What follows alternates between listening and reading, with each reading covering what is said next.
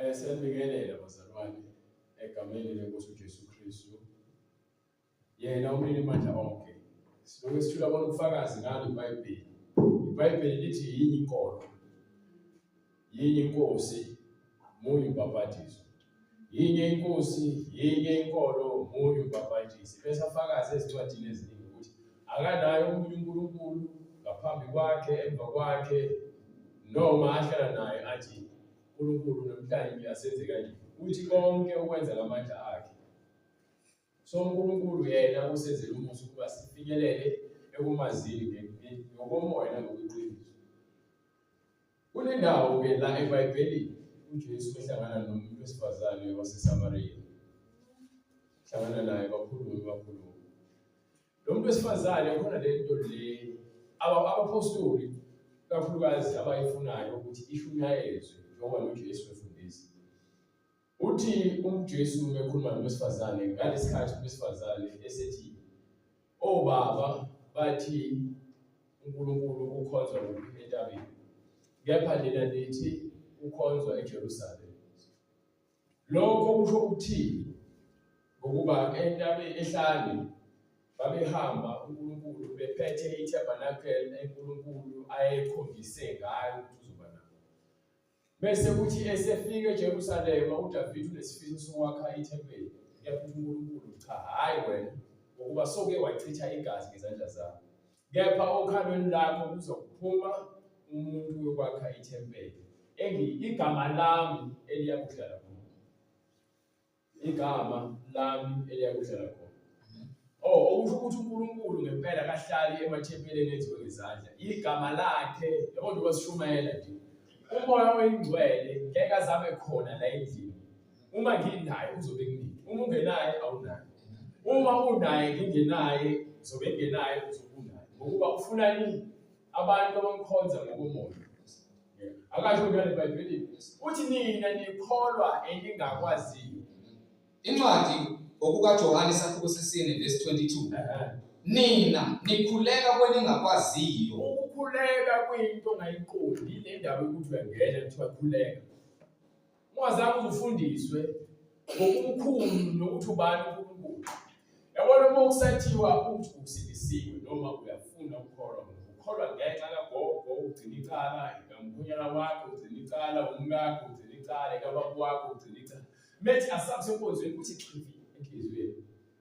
Iyadinga lento leyo ukuthi why njalo uhlezi ukhunjuzwa ngoba akukho kwena. Lento ekuthiwa intshisekelo iyona le efakazela ukuthi wena uphilela uNkulunkulu. Bengifuna ukunqoba. Ave bebahla abazalwane. Angikhulumi ngokwesakhiwo. Hayi ngobuhle benyama. Umzalwane ave muhle uma ekholwa. Umzalwane umuzwa emoyeni uma ekholwa. Ave emuhle emoyeni. Uzwa umzalwane ngokomoya. Ngokuba khona lento uNkulunkulu ayifakayo umzalwane le emenza ukuthi abe muhle ngokomoya. Umzalwane uba muhle ngokomoya. Lokhu kwabantu abangakholwa nabantu abayakholwa kepha bebengenawo umoya. Lo ufuna uNkulunkulu babi uNkulunkulu. Lo nto yenza ukuthi noma sohle naye bese abuveze ububi bakhe. Ingakho abantu abaningi bezama ukuhloba ngaphandle ngokuba bazama ukuthi babe bahle. Kepha inhliziyo ifakazela ukuthi cha ayikho yinto.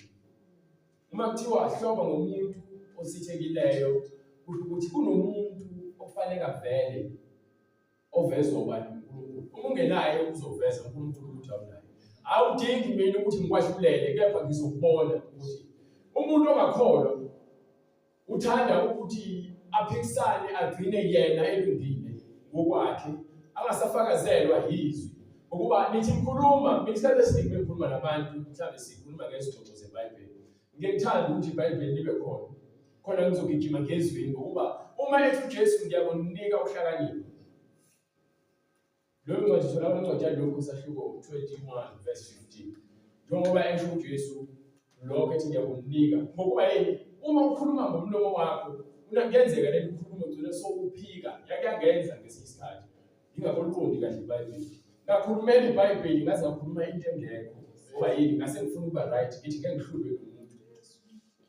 waseke ekuhambeni kwesikhathi uNkulunkulu waveza ukuthi cha hayi ndoda uyabheda, wena uyabheda nje uzikhulumela wena, awukhulumi ufakazelwe yinina. Lokho kwangenza ukuthi ngahlala phansi ngahlola imibhalo ngokuba iyona phela ezokwenza ukuthi uJesu akhulume. Yabona bethi kule ncwadi ngizakunika incwadi ngokuka Luka isahluko 21 verse 15. Ngokuba mina ngiyakuninika umlomo nokuhlakanipha abangemelani nakho bakuphike bonke abayiphi kini. Uma kuthi wena ukhulumela uNkulunkulu wena, akukhuluma uNkulunkulu wena, uzikhulumela wena, uzikhulumela uNkulunkulu, uthi-ke uNkulunkulu uyakuphimisela.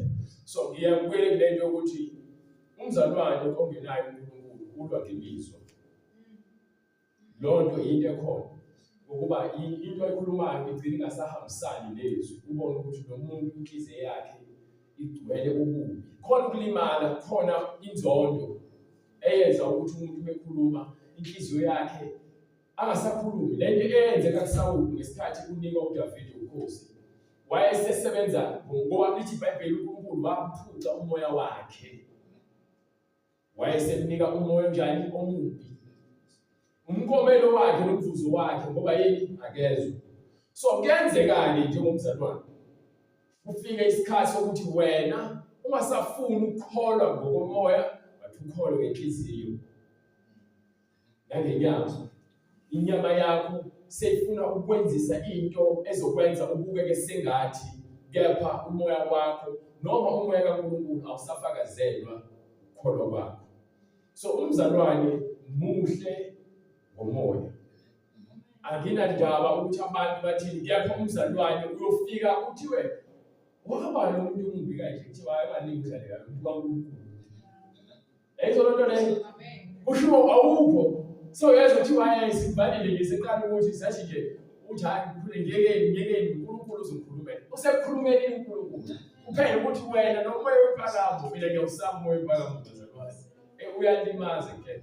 So ngiyenzama ukuveka yonke indlela ukuthi ngingaphakami ekuhambeni kwami ngithi ngiyakholwa. Phakame ngenyama bese umoya usuke kimi. Because yabona mekwa wanempakamo umoya uyasuka kuwena. So ingakho ngithi umzalwane muhle ngomoya. Kepha uma ukholwa ongakwaziyo, njengoba uJesu ethi nina nikholwa elingakwaziyo, thina siyakwazi esikhuleka ukukholwa. Nina nikhuleka kweningakwaziyo, thina sikhuleka kwesikwaziyo. So uma ungamazi uJesu uzokhuleka bekhuluma izilimi labethandazwa ukuthi usikhama kanjani, nawe lo moya uzongena ngokuba le nto uyazi ufike beyenza abantu, nawe ufike wayenza. Abantu abaningi-ke bagaxela kanjalo emabandleni, bagcine sebenza izinto ngoba babonile abantu abaningi bayenza le nto. Nikholwa noma nikhuleka kweningakwaziyo. Bese thina sikhuleka kwesikwaziyo ngokuba insindiso ivela kubaJuda. Yini kuthiwa insindiso ivela kubaJuda? Yini ukuthiwe insindiso ivela kubaJuda? Akubuzi ukuthi niphendule, but umbuzo engubekayo ukuthi uphenduleke. Insindiso noma igama lesivumelwano sokukholwa kuka-Abraham leso abona abaJuda kahle ngoba igama ubani uJuda ozalwa uJakobe. NgokwesiZulu bathi amaJuda, kepha cha, bona abaJuda bathi amaJews. Uhlanga labantu abathiwa bangama-Israyeli. Uyabona into le igama legama eBhayibhelini uma uhlolisisa linomlando walo. U-Adam umhlaba, igama lakhe umhlaba. U-Eva umama wabo bonke abaphilayo. Uma kuzala uKhayini, uNkulunkulu uthi u-Eva ngithole indodana enkosini. Yayizwa lo. So bonke amagama ayanikwa kuze kuzofika legama elithi Jakobe no-Esau. uJakobe obambelele esithendeni, u-Esau waphuma egumvu enoboya wasethiwa u-Esau. Bese anikwe igama njengoba kuthiwa u-Edom ngenxa yokuthi wadayisa ifa lakhe ukuba indlalifa. Sesibuyela-ke lapha ekuqaleni manje, njengoba lithi iBhayibheli uNkulunkulu ufuna kanjani abakholwa kuye nabakhuleka kuye ngokomoya. Insindiso noma ivela kubaJuda nje noma lisho ngale iBhayibheli engiyiphikiswa kwemali. Kepha lowo owenza isivumelwano noNkulunkulu bani uAbraham. Kunaye umJuda. Njengoba kuza ku-Esawu uze azange vele baba amaJuda ngesikhathi. Baqale baba amaJuda kudala. Kepha bona baphumayo eMasephotamiya nekwazalwa khona uAbraham. Lapho khona babekhonza khona izithixo kakhulu. Isizwe engaphansi kwaso Abraham sasikhonza izithombe. So uNkulunkulu wathi-ke phuma-ke la. Uzokwahlukanisa. Uzoya la engizokukhombisa khona. Wahamba waze wafika lapho uNkulunkulu amkhombisa khona. Uthe bese emkhombisile wayesenza i-altare, wayesenza umhlatshelo. Ngoba uNkulunkulu usekholiwe. Ingakho kuthiwa ukulunga kubalelwa ukukholwa. Ukuba Abraham akazange aze alunge ngoba nawo wathanga esehlaba cha. Kepha wezwa izwi lafika kuyena. Kwayilona elimhlubulayo phakathi kwabantu bakubo. Lambeka yedwa ukuze uNkulunkulu akhulume naye yedwa. Ukuze amandla kaNkulunkulu abonakalise yedwa. USara ukhona uhamba naAbraham. Kepha uNkulunkulu ufune bani uAbraham. So uSara usemshadweni akakwazi ukubahlukanisa ngoba vele uNkulunkulu umshado ubusisile. Kepha ekuhambeni kwabo uSara uvuka leyanto yokuthi naye besifiso sokuba umntwana ngoba uNkulunkulu wayesivalile isibeletho sakhe. Kepha uNkulunkulu esenzile isethembiso ngokuba nangu uAbraham ukhomba ubani Eliyezari ngokweBhayibheli okwathiwa uyena wayekhomba ukuthi uyena uzodla ifa ngokuba uyena oyinceku uthembakele. Kepha uNkulunkulu cha. Isivumelwano esisami sikemshadweni. uJesu ukhanga kuphi emshadweni? Esaka ukhanga emshadweni. uIshmayeli akaphuma emshadweni. Uthatha isisebenzi sakhe incekukazi yakhe uSara athi nathatha mhlawumbe ngizoba nomntwana uthi mhlawumbe akazi naye ngokuba yisehlo lokubekezela. So manje bese vele uIsaka uvela kuphi kuAbraham ngokusemthethweni emshadweni. Kahle umshado ubusisiwe uNkulunkulu kube yinto leyo esemthethweni.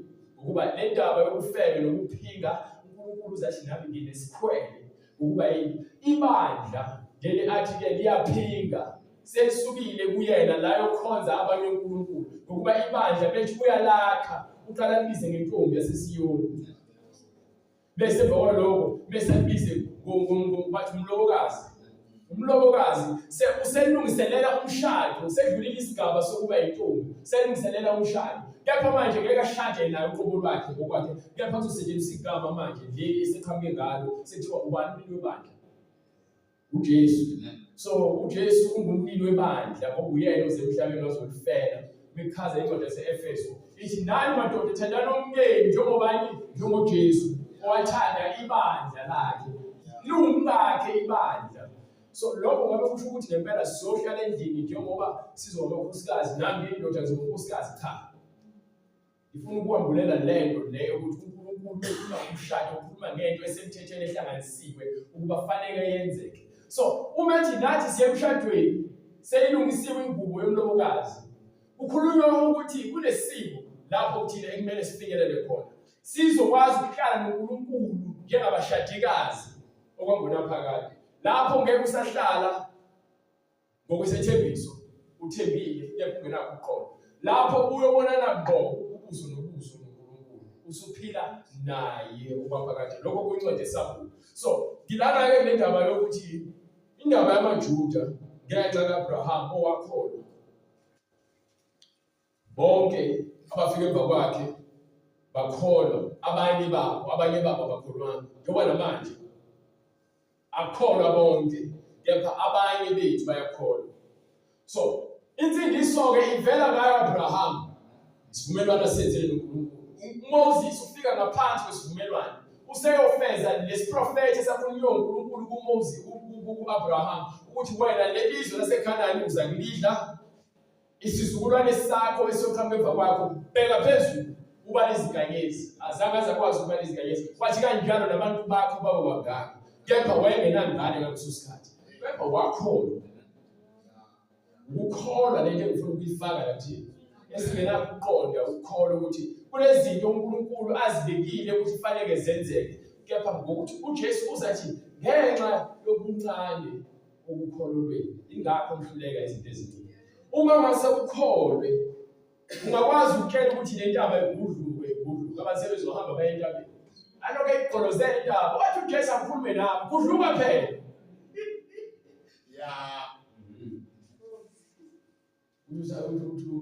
uJesu ukholo ngokuba yonke kuthiwa asimi nenyama negazi ngithi ubanike uJesu wama kwakhuluma nentaba mhlawumbe yakudluka akuveli kepha ngaphambi kokudala komhlaba uJesu wakuhlela konke waqeda so akazange uzokhuluma ngezindaba zangempela ukhuluma nalo ukuthi kunemimoya emile phambi kwakho emele ukudluza uvezwa kuphi na uvezwa kwincwadi yaMathewu sahluko 17 kusukela kuverse 15 lapho khona sebeletha abani umfana obekade ebanjwe amadimoni banikwa amapostoli besangapostoli abafuna kaJesu bengakogcwaliswa noma befaka umoya ingcwele babesakholwa ethola le ncwadi banika incwadi ngokuba Mateyu sahluko 17 verse 14 sebefikile esixukwini kweza kuye umuntu waguqa ngamadolo phambi kwakhe wathi Nkosi hawukela indodana yami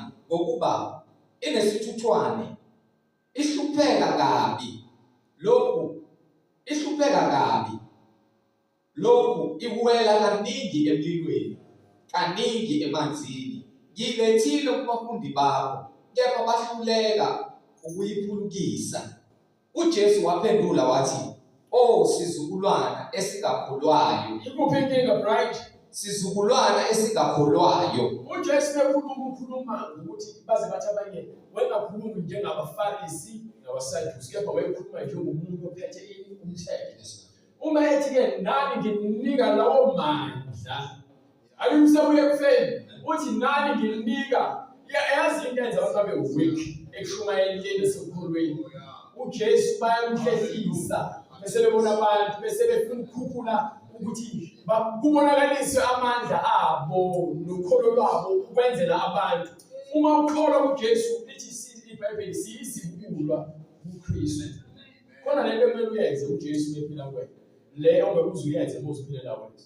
ukuba uJesu ngamthatha ngokwamkeliswa umuntu ngabe ngishumela uJesu wabantu but uJesu ngimshumayelayo kaNkulunkulu so yonke imoya ngisuke ngiyibiza ngamandla kaNkulunkulu yena ongifundisayo lo moya ngono wami lokho okukhulunywayo ngono kwami lokho okufundiswayo lento ephilwayo akuyona yami so akungihluphi uma ethi kunesikhathi lapho khona efika khona engafuni uhlanganyela ngoba amasonto noma amabandla awabantu into ekhona kepha iBhayibheli lithi njengoba lithi ngenxa yokholo wena omncane ngiyahluleka ukukhipha imimoya ngiyahluleka futhi ukuba esisekelweni ngakho uPostoli Paul eshawa izingelwa bese athi angizenyezi ngevangeli ukuba lingukuphila kepha uma usindiselwe umzali wakho noma umkakho noma ngabe isihlobo sakho ivangeli lakho uzoba namahlongano ngokuba uzothanda lo Jesu phambi kwabantu bese kufike izikhathi zokuhlolwa bese uyawa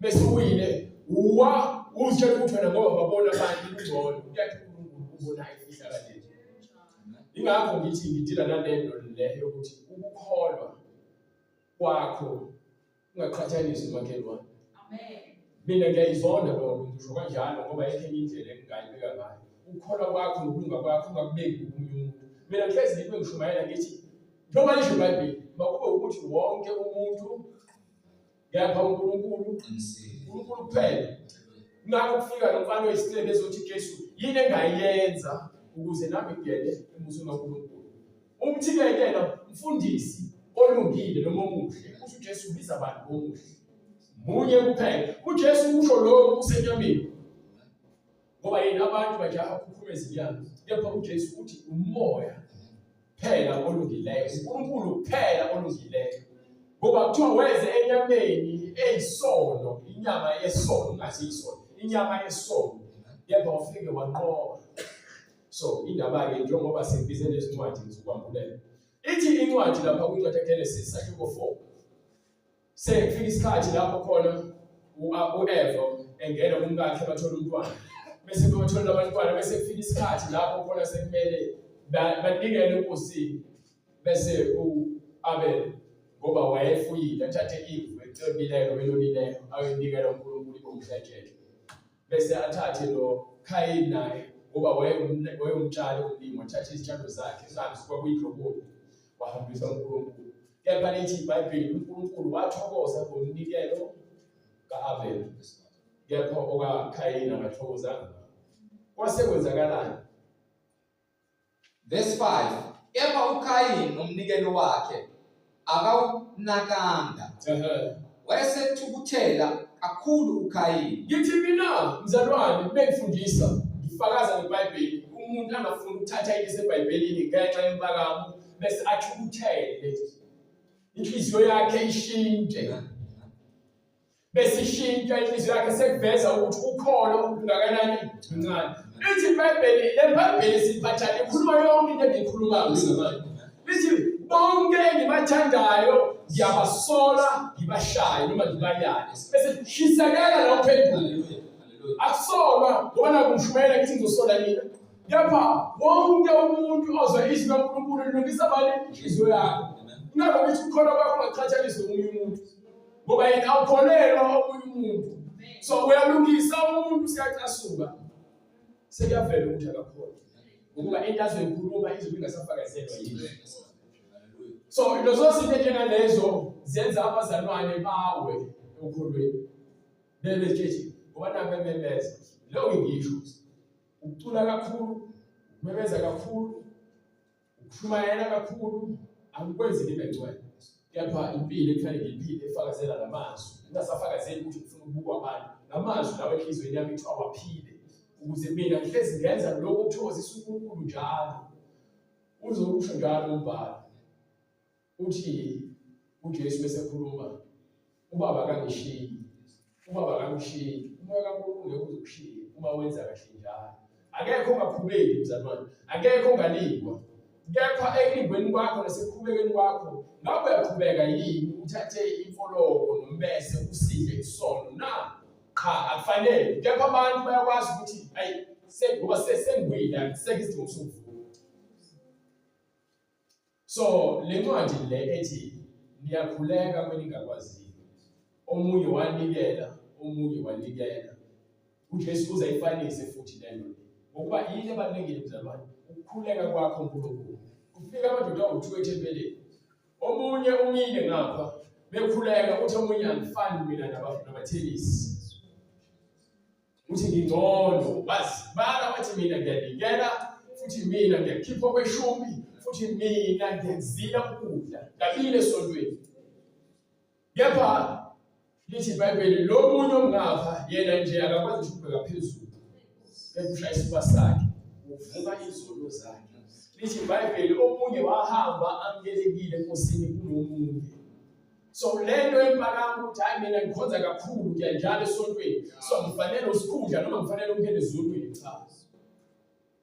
Akuhambi kanjalo. Uhamba ngokwenza intando kaNkulunkulu. Lento yeziphiwo akuyona into ofuna ukuthi uNkulunkulu akunike ngenkani. Ukuba uNkulunkulu besinike iziphiwo ngenkani ngabe nami mhlambe nami nginemoto.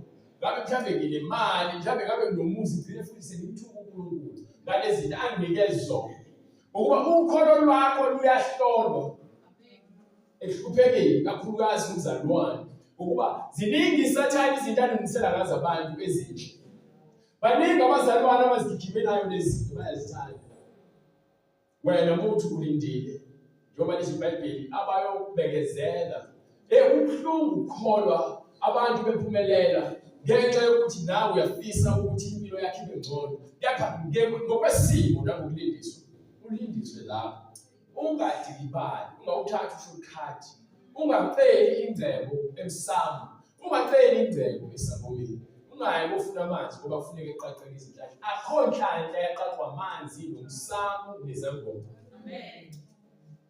Bafuna ukwenzisa ngaphezulu kwalokho okwabeka. Impilo imahhala. Uyakwazi ukulala udlile, uyakwazi ukuthi unempahla zokugqoka, nendawo yokulala. Kepha uSathane ufuna ube nomoya. Ngakho uSathane bese ethumela uJesu entabeni. Athi uma ungase uguqe phambi kwami. Ngiyakunika konke lokufunayo ukuphatha ezandleni zami. uSathane uyazazi ukuthi unamandla ezimpilo eziphathekayo. So ufuna nawe ukuthi nawe ugcine uguqile. Hayi ukuthi uzumthandaza umbonge cha.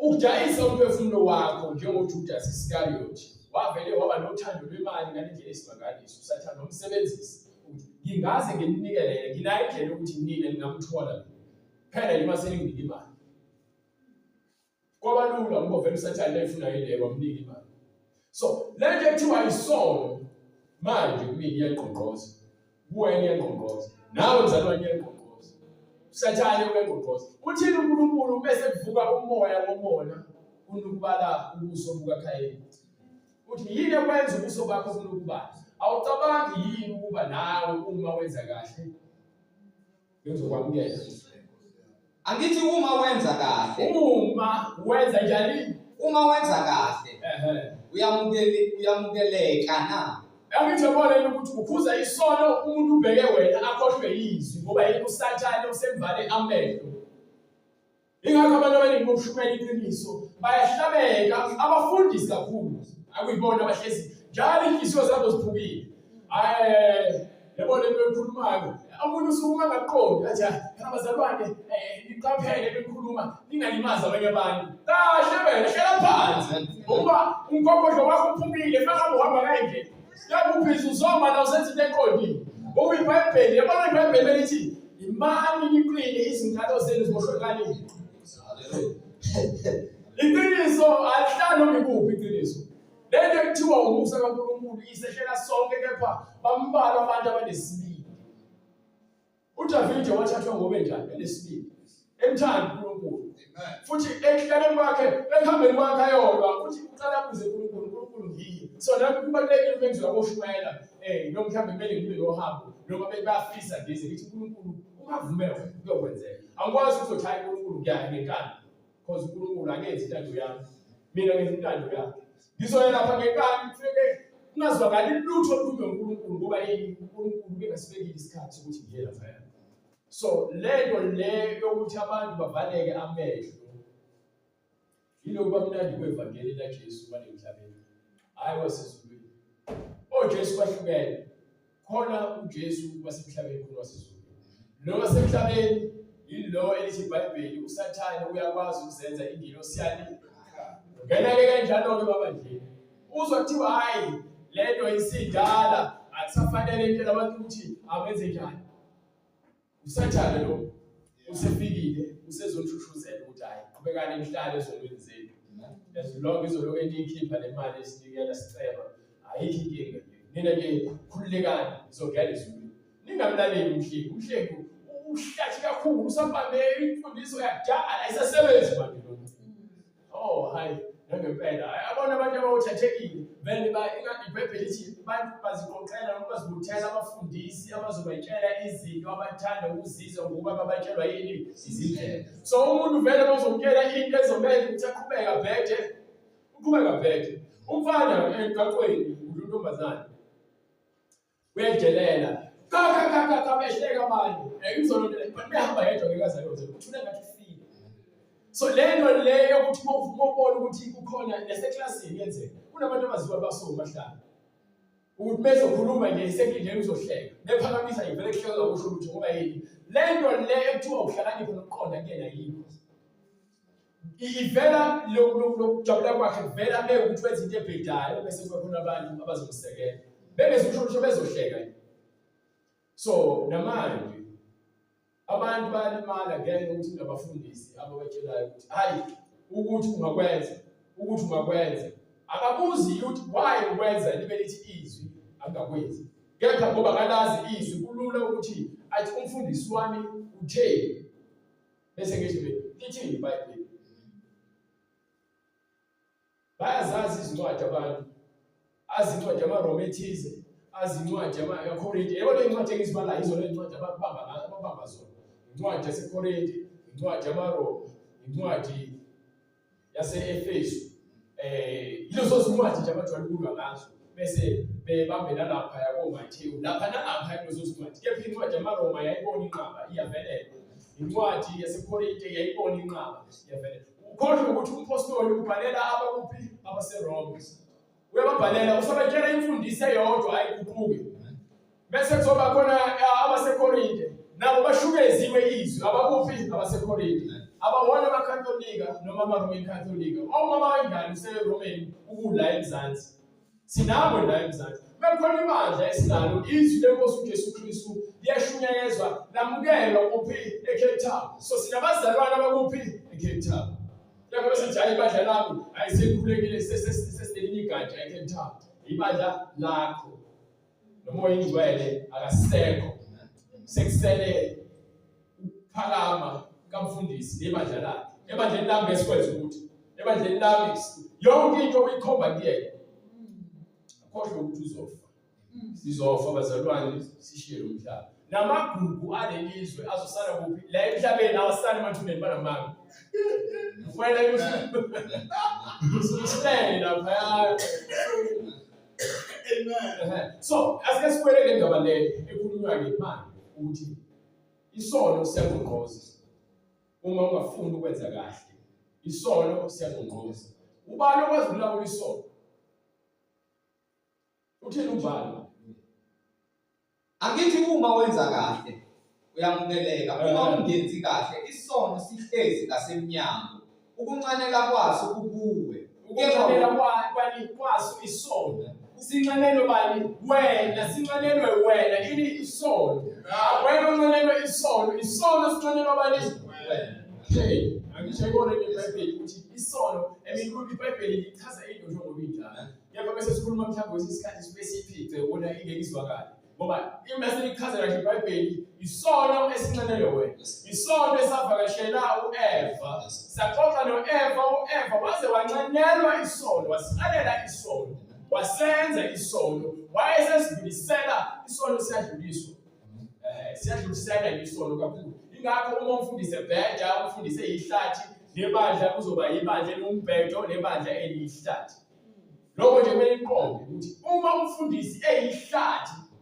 ibandla yihlathi leso lonto leyo ngoba yini lo olapha phambili obuyela khomba indlela uhambe efaka abantu ehlathini bafukuze ngehlathini baphume beqophekile benezilonda abanye ziyaphila abanye ziphuma ubovu abanye seziphuma impezi ngenxa yesono ngoba lehlathini lomfundisi lapha alinandaba lona kade lafa vele lethi umbhalo wencwadi kaIsaya ikhanda lonke liyagula kusukela phansi unyaweni kuze kuphume ekhanda azathi kuphele izilonda abantu badinga ukulungiswa sesikhuluma ngesono so awuphinde uqhubeke Angithi uma wenza kahle uyamukeleka na uma ungenzi kahle isono sihlezi ngasemnyango ukuncanela kwaso kubuwe kepha wena umelwe ukusibusa unjani umelwe ukusibusa okay nayo ke incwadi ezovela manje incwadi ongike ya isambulo sahluko 5 kusukela kuverse 1 sibheke manje angithi kuthiwa ukuncanela kwesono kukwena and wena umele ukwenze njani sibusa kepha manje akekho okwazi ukumobisa isono lisho njalo iBhayibheli lithi akekho okwazi ukusukela kuAdam kuze kufike kuMose kusho kwincwadi yabaRoma sahluko 5 ngithi so uma kungekho okwazi ukumoba isono kusukela kuAdam isono kuthiwa siqala kuAdam sigcina kuMoses kubantu abanikwe izwi kuba balisebenzise futhi balisebenzele ukuze kugcwaliseke amandla kaNkulunkulu kulabo bantu ababethenjiwe ngezwi abazange bakwazi ukuthembeka so le ncwadi njengoba seyiveza le yabaRoma ithi uKhayini watshelwa into efanayo ukuthi isono singasemnyango sincanelwe wena uma ungafuni futhi ukusilawula sizokuzuza isono yabona ngathi ufuna ukuthi ngenze isibonelo uma kuwukuthi bengidaka utshwala ngaphuma esonweni noma ngumzalwane nginenkinga sengibona ukuthi le nkinga ingaphezulu kwamandla bese ngifuna ukuthatha isixazululo ukuzibulala uphuza utshwala bulala noma kwenza ukukhwabanisa ngenxa yokuthi isimo engiphila ngaphansi kwaso sithanda ukuba nzima uyabona ukuthi ubhekene nesono esifuna wena ukuthi nje uthathe indlela elula thatha ukuphila kwakho ososindiswe kakhulu yayibona into le inkani kuyahlula sokuthi ufanele udlwengule so ukholwa so uhlala isikhathi eside so uqala ukubheka izintombi noma ubheka abafazi babantu lonto leyo uyabona ukuthi isono siyagomboza awakho senzi lapha inkanuko kumele wena uyikhulekele kuNkulunkulu bese lithi iBhayibheli ngenxa yokukholwa kwethu okuncane ikona lokho okwenza ukuthi singakwazi ukukhipha imoya. Kunento ekwenza ukuthi yabo bekhona into engangiphethe kahle.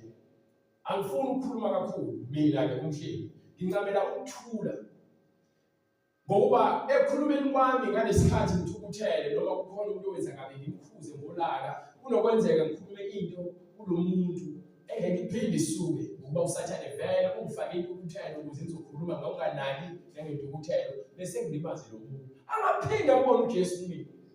Njalo bezongena ngikhuluma avela acaba usathane uthi kwawena usathane. So lo muntu ubhajiwe ekubili bakhe nawe somenze ukudinwa kwakho. Ngithi kungcono vele ngizithulele. Hayi ukuthi nginamamuntu kunezinto bona bebakhuluma la kuzophethe.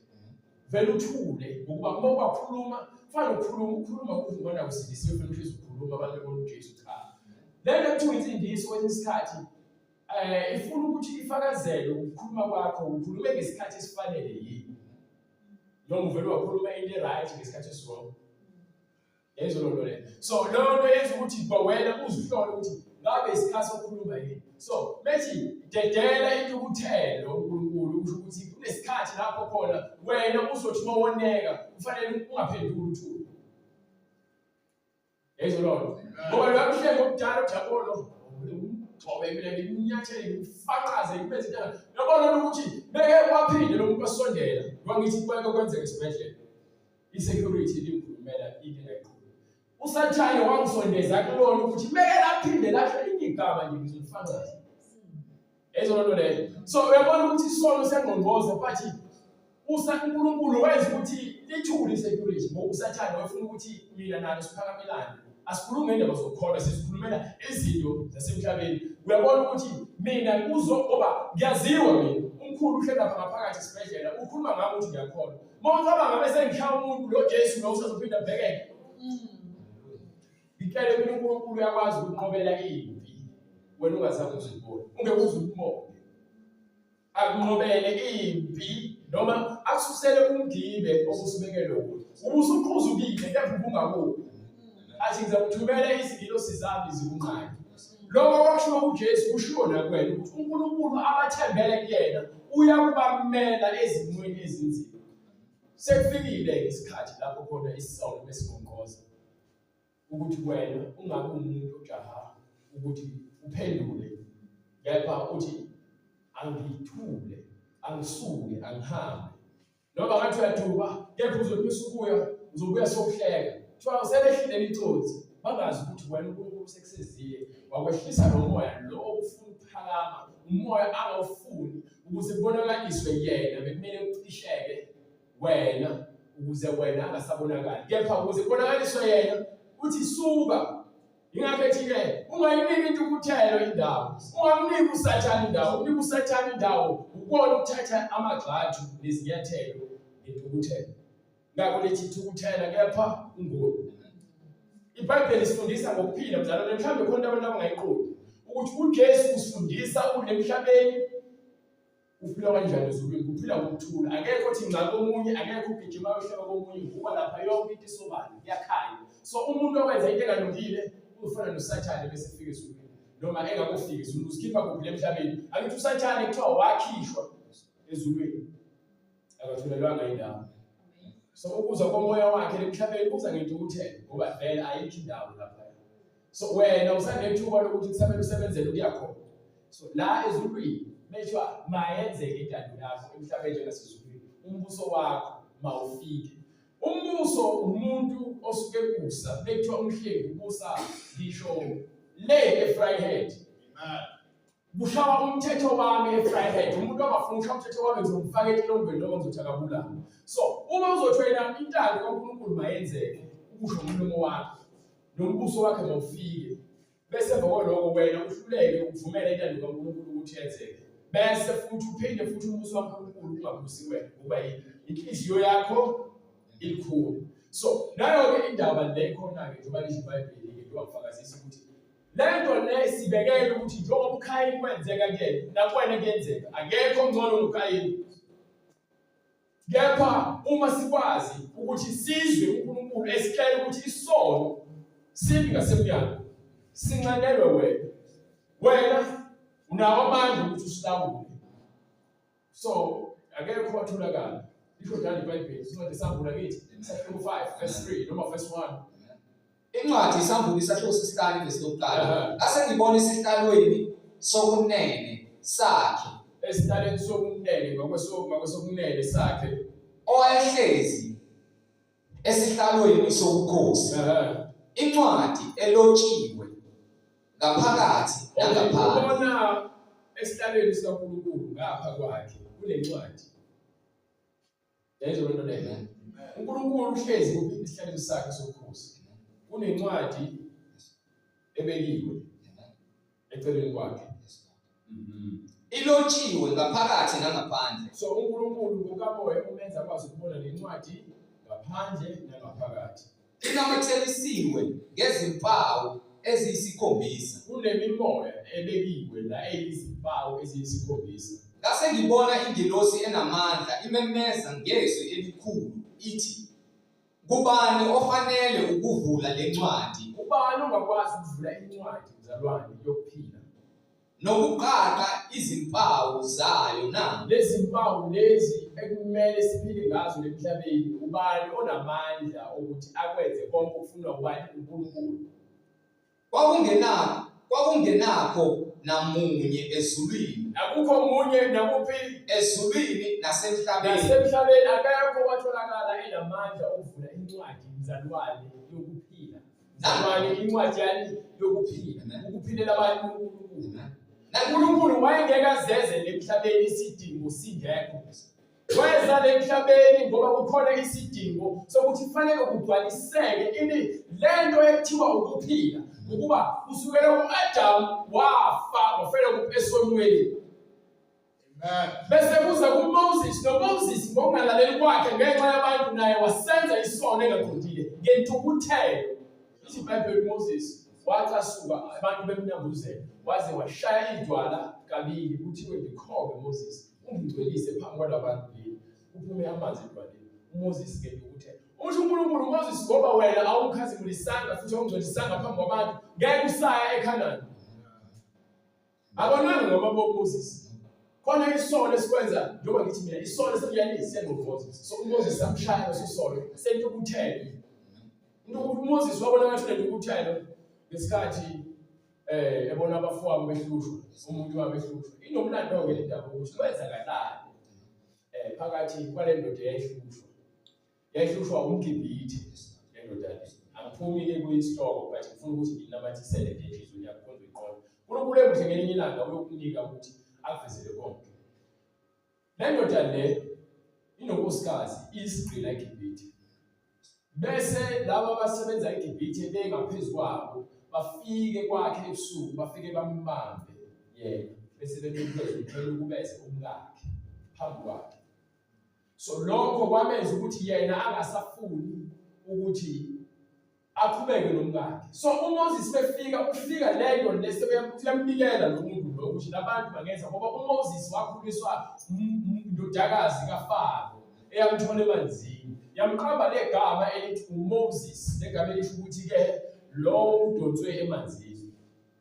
Unamagama athi nje umfowabo uAaron nosisi wakhe uMiriam nobaba wakhe noma wakhe bonke banamagama omqababo labhaliwe eBhayibhelini. Hayi ke kuGenesis kwincwadi kaJoshua. So lokho kwase beqhubeka bemhlupha. Wayesefika uMoses ngentukuthelo. Nangumona wabafowabo wabulala umGibhithe wamgqibela enhlabathini. So lento le yokuthi umoya wenkani wolaka uvuthi kakhulu umuntu azenze athathe isinqumo into ekhona kumuntu. Kepha uNkulunkulu uyabona njengoba uKhayini enikelile wangamukela umnikelo wakhe. Uthi uNkulunkulu uyazi ukuthi umuntu onenkani uba nomona futhi. Umuntu onenkani uba nomona futhi. Ingakho umuntu correcta umuntu entweni kafanele asahlulelana emhlabeni ukuthi ngithi mina ngeke usayizulu. Asiyenzi lokho thina makhono. Yapha uma ngahlulela isono ngithi mzalwane izinwele lezi ozifakile akazifuni uNkulunkulu. Ubani ongazifuni? uNkulunkulu. Mzalwane uNkulunkulu akafuni ugqoka amabhlukwe noma ugqoke ingubo kumuntu wesilisa. Ubani ongafuni lokho? So wena besubona ukuthi mina ngiyisitha sakho ngenxa yokuthi ngithi uNkulunkulu uthi wena unenkinga awufuni ukulungiswa uvuka ini umona ingakho umfundisi okhohlakele enesibindi sokuthi akwazi ayothenga abantu babulale omunye umfundisi. So mawubheka leyo nto ezwele umfundisi nale ngisho uNkulunkulu ukuthi ngilethe umuntu kwena ukuthi azokukhombisa ukuthi uwrong. Wena waba nenkani waba nomona ufuna uNkulunkulu akwamukele kepha wena awukhuluma iqiniso kubantu abantu bagcwele esontweni lakho noma ebandleni lakho kepha abahlezi eqinisweni ngenxa yokuthi unani unenkani futhi unomona. So lento le iloke yanda abantu beba nenkani nomona. Mina angijabulele ukuba namfundisi but ngokwesiphiwo sokuthi uNkulunkulu angangibulele lokho kuyangijabulisa ukufakaza ngoNkulunkulu. Kepha umuntu bekhuluma iqiniso ethi uyafundisa ngiyavuma ngithi amen. Hayi ukuthi ngothi no ngilokho bona udlala into ethengiswa samplabe unokusho isikhathi lokukhuluma yini umoya umina ayifanele phela bezwe mina ngoba yimina owazi kakhulu futhi mina ongcono kunaye. Ngingcono ngani? Ngomona nangenkani shaya isono lapha kuphisi ngiyokuva ngaphakathi ngoba lesono noma kuthiwa izembe libekiwe ebandeni. Izembe yizwi loNkulunkulu elishayile.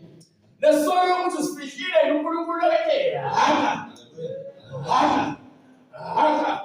kunenkani lo kuwe ungaphuma izithelo akuthatha athumele ingelosi zakhe ethatheni lo fakele emlilweni kusho ngoba awunamsebenzi endlini kaNkulunkulu. So lento ekhuluma ngayo mina yokuthi uma umuntu uNkulunkulu ebuza wena usuwedwa yini edinayo ngoba lento entsheni uyiyona isono sinxenelwa wena. Ngiyabuza la uguqa la uthandaze kuze kuphume izinyembezi uvuza amathe ezokwenza ukuthi umoya ungcwele khona. Kepha lento ethi uyisono enhlizweni yakhe lokho ekumele kuthiwa iyeke awufuni ukuyiyeka. Manje kuyashibuzwa ngoba bonke abasebehlulekile akekho ongakwazi ukuza le emhlabeni suke ezulwini sabantu kuza le emhlabeni akekho nangaphansi komhlaba nangaphansi ngisho phansi kwabafileyo akekho ongakwazi ukwenza lento le efuneka yenzeke ukuze kwaseke ukuphila kwethu.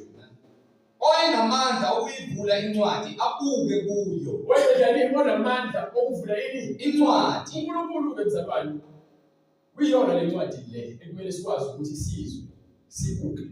Bayibheke ukufunde lawo moya ngcwele. Ngeke futhi kwambulelwe ungafuni ukuvuma ukuthi wena wehle ube mncane. uNkulunkulu abe mkhulu bese yena akufundise. Noma ngabe kuthiwa ukufundisa ngoba ufundisa mina mhlambe akwambulele noma ngabe ufundisa umfundisi wami. Mawukuthi wena owamfundisi wakho umfundisi wakho njalo ozomuzwa nomoya ozovuka akhona leshoba ngokufundisa abanye umfundisi wakho yena yedwa umzwana. uNkulunkulu awumuzwa. Inkinga isekutheni ungamuzwa uNkulunkulu khona ufunde eBhayibhelini bese ugcine kunamathele ekungazini nokungazi kunamathele kwena ukuba isono sesinqobile ngokungafuni ukuthi wena uNkulunkulu akusebenze. uNkulunkulu uzosebenza thina sonke. Akekho umuntu ongakwazi ukuzivulela izwi uNkulunkulu asikhulumele engazange uNkulunkulu akhulume naye. Kepha lithi uzobabona kanye ngezithelo zabo abaprofeti bamanje. Babonakala ngezithelo zabo. Lento ayihambi ngeminyaka futhi ayihambi ngokuthi-ke kunesikhathi esingakanani uholi bandla ayihambi kanjalo. Ngoba uJeremiya uthi uNkulunkulu bethi ngimncane ngizakuthini ngabantu. Uthi uNkulunkulu mina okwenzile ngakwazi ungakubi khona ngathi ngizokwenza umprofeti. Hambi uyomaphambi kwalabantu laba ubabuke ebusweni bababuke ungampani kule ndawo yokusakisa ngoba abantu bayakwazi ukubagayela ihlathi bakubuke ngayo khona uzoye ukukhuluma iqiniso. Ithi-ke wena emlomeni wakho uzofaka amazwi ami abe umlilo bona bazoba yinkuni. Izwi kaNkulunkulu liyashisa kuphela. Liyashisa. Yabona bekithi mina nilungisa umuntu olungele izwi kaNkulunkulu umuzwe emoyeni. Akufani nomuntu olungele abantu noma olungele umfundisi wakhe. Kunezinto engizalayo futhi ngiyazinyanya ngenxa yokuthi-ke ziphikisana nezwi kaNkulunkulu zenzeke emabandleni. Loyo muntu uNkulunkulu angayifuna akwazi ukuthi nezothi anginankinga uNkulunkulu uzonahlulela cha ngizokutshela uNkulunkulu akayifuni lento le.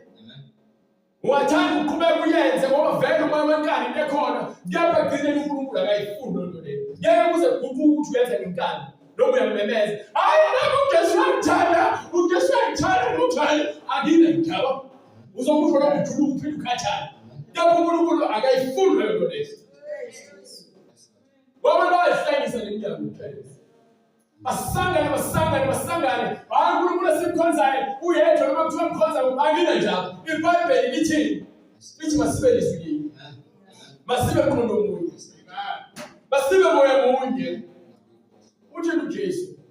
uthi uJesu mzalwane sekufika uma wakhe nabafowabo noJesu wakhe efundisa bezombiza bethi hayi bawo wakho abazali bakho umzali wakho nabafowabo bezokubiza uJesu uvela phenduka buka abafundi bakhe uthi ubani umama ubani umfowethu bese akhomba abafundi bakhe akasho ukuthi labo uthi bekhomba ukuthi ke umama nobaba yilabo bhekani nangu umama nabafowethu ngokuba yiloyo naloyo owenza intando kaBaba osezulwini uyena ongumfowethu nodadewethu nomame ejindawo so manje ukuthi ngizalwa nawe umfowethu wasekhaya ubaba wekhishini bese kuziwa kamoya ekhaya yena umfowethu ukhonza kaRomini mawukuthi ukhonza kaRomini umfowethu uzumfowethu ekhishini bese kuziwa kuJesu cha uyena umfowethu ukhonza eZayoni ujikeleza insika ucula ingoma zesangoma nengoma zeZayoni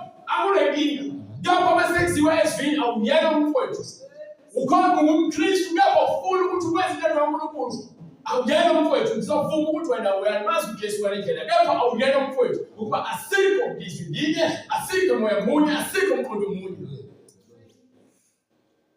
ivangeli manesitafa kwena ingokuba wena inhliziyo yakho uyenziwe ikhulu hayi kade sikanile nje siyezwa isikhathi siyahamba ujahele uyafela uyoganga lapha unokubuka si uyahlangana nabanye bakho lapha nishuka insangu bemukwaye niphuza amajambi ndalo kumnandi ngithi hlela lapha ngithi yazi becula ingoma kumnandi ngempela ukuphila kuJesu ngimncane bantu umncane iminithi neminithi ngiyakhula umusa ukuthola uJesu manje ade kumnandi ngiphila but uzwa ngedwa ukhona mzalwane ngixoxele mina impilo yokumnandi kumthathe imnandi ngolesihlanu imnandi bekuphela inyanga imnandi utshwaleni uvuka uwedwa embhedeni ekseni bathi isinhlama noma ibhabhalazi nomzwa ngedwa uvuka embhedeni imali iphelile abafana nje bewu10 bewu15 bonke badlule kwayena usuku ngaleli udako utshwala hayi ngishukusha baba yabona ngezinto esizenzayo ezisilimazayo kepha zimnandi uma kunomoya wophuzo udakwa lithi iBhayibheli uphuzo njani onamandla lo lunamandla ngokuba njengoba kuthiwa ungadakwa ngoba izidakwa azingeni kuphi embusweni kaNkulunkulu usudakile waphuza ispin-off waqala wahlaziya izinto engekho American food, American hamba ngosibulala ukukhumbula benquso udabo lo moya wespirit sikagolobo sekuyabulala ukuthi ngedibakela uyenza yonke lemkhuba le avuka ekseni ulibene umphalazo la eceleni kwakho uphanze nosisi wakho sekuthiwa hayo uyakhumbula wenzeni izolo angenzeni izolo so uyachazela so namahlobo ukuba yini uphuzo olunamandla lithathe isimilo sakho utshwala unamandla ungabudidizwa kunabantu abanezingane abamazi babo ingane ngoba balala nokubesilisa noma labantu besilisa babudlwengule endakeni kunabantu abaqeda abathatha isibindi abasazi babulala abantu abangane ngoba le demoni le efuna ukuthi agcwalise lesono sokuchitha igazi imfaka utshwaleni. So ngizama ukuveza ukuthi lento le yokucasha ngezinto ezidaliweyo ukuze wena uthole into ezokujabulisa noma wenze into ezokwenza udlule esimweni ngoba umuntu obhemi unga kunabantu ababhajwe esimweni sokuthi angahlezi ngathi angahlezi ehigh le demon lokuthi wakhipha isisu ngoba unembeza wakhe uNkulunkulu wakufaka lokho ukuthi angakutholi ukuphumula. Khona bakuthola ukuphumula ngoba usathane uyakwazi ukuthi ukwenze ukuthi ezizinto uzenze uzijwayele isono lesi siyinto ejwayelekile. Kepha omunye angakuniki ukuphumula. Lokuthiwa uyamvakashela nomuntu wamulala kanti cha. Ile sithombe nomfanekiso ngalo umuntu owafa ekhala ukuthi ngenzeni. Yabo bethu igazi lika Abel lisakhala namhlanje. Liyakhala namhlanje. Igazi lawo wonke umuntu olungile njengoba lithi ke lo Zachariah owafela eduze kwe-altar liyakhala namanje. So isono nesono osenzayo sihlezi kunembeza wakho. Uma unembeza wakho ubuthaka noma uweak lesono siyahlezi kulandela. Ingakho umuntu esehayiza sukuma athi ngiyazivuma zonke izono zami Nkosi uJesu afuna ukuzibalula phambi kwabantu. Ngoba yini? Lento le uJesu uyasishisa lesono ukuthi vuma izono zakho. Vuma ukuthi wabulala umuntu wamgqiba lapha. Vuma ukuthi wena ubani akasekho ngenxa yakho waqhatha abantu umndeni uphelile. Vuma ukuthi wena uyathakatha. Vuma ukuthi wena wasikhipha isisu. Yabona lento le ikudla ngaphakathi akekho ebonayo. Iyakudla bathi ayonengculazi bamnika amaphilisi akanangculazi ubulawo unembeza ongecala awutholi ukuphumula. uNkulunkulu ufuna abantu abazithubayo. Le ncwadi le njengoba ithi uKhayini wanikela kepha umnikelo wakhe ufika umfana kwena ezongidlulisela ngemoto akuyona yakhe yakubo. Fundisiwe ke umdala umncane baningi abantu abangahezi ngoba abahlezi bebona besifazane besehlele kancane lokwemthoxisa. Uya ngala uya ngapha yena besifazane uya ngapha. Woza ngizokhambisa. Akukhambe mina nje ngiyoba ngisabele baqwe ngithi ngifuna ulift. Ayishayile imphutha nje. Kepha bebona umuntu besifazane le demoni likuyena. Lifuna ukuthi abhubhise yonke into esikhethi ngoba kunempakamo yemoto. Usathane usenza usisibethu bashuthe benqunu ku-social media beveza ama-cleavage beveza izinga khona bezoheha bethole ama-likes kepha befaka umoya wenkanuko ngoba akekho umuntu ozolike ukuthi ngoba wena hayi umuhle nje kuphela mhlawumbe uyakwazi ulike nje ukuthi ngihalele. So inkosikazi womuntu wenza lento efanayo, ingane yenza lento efanayo, ubaba-ke naye usehamba ejimini manje uloke eposta izithombe loke eveza ngomasebe. Akajimeli ukuthi abe nempilo mhlawumbe ujimeli ukuthi abe seveza ubuqulu bakhe abantu bamhalele. Abantu abangenakho lokho abayizigwili bagabisa ngani ngemali. Gabisa ngemali nina abantu noma thina abantu senziwa ukuthi sibe weak ngenxa yani yothando lwezinto eziphathekayo. Uma kuthiwa ningazibekeli ingcebo emhlabeni akukhulunywa kuphela ngemali, ukhulunywa nje nangolwazi. Ulwazi lwakho malube ulwazi laphezulu ngabe ulwazi laphansi ngoba okwaphansi kusala phansi okwaphezulu kuzofika phezulu. So into esilimazayo ekukholweni kwethu ukuba nokholo oluncane. Uma ke sekubhekwa kuthiwa zavula izincwadi, hayi ngone lethi ke kwakhona incwadi akekho enamandla okuyivula ukuze kwakungekho namunye ezulwini nasemhlabeni nangaphansi komhlaba owayenamandla okuyivula incwadi abuke kuyo. Ngakhala kakhulu ngokuba kungafunyananga namunye. Kungatholakala noyedwa umuntu ongakwazi ukuthi avule umnyango wokuphila avulele thina. Ofanele ukuyivula leyo ncwadi abuke kuyo. Omunye wamalunga wayesethi kimi, ungakhali, bheka. Inqobile ingonyama yesizwe sakwaJuda. Yes. Impande kaDavide. Ukuba ivule incwadi nezimpawu zayo eziyisikhombisa. Ivule incwadi nezimpawu zayo. Isenqobile. Ithe incwadi obonakala ingubo yakhe ibomvu njengengubo eceliswe kwiwayini enophawu ethangeni elibhaliwe.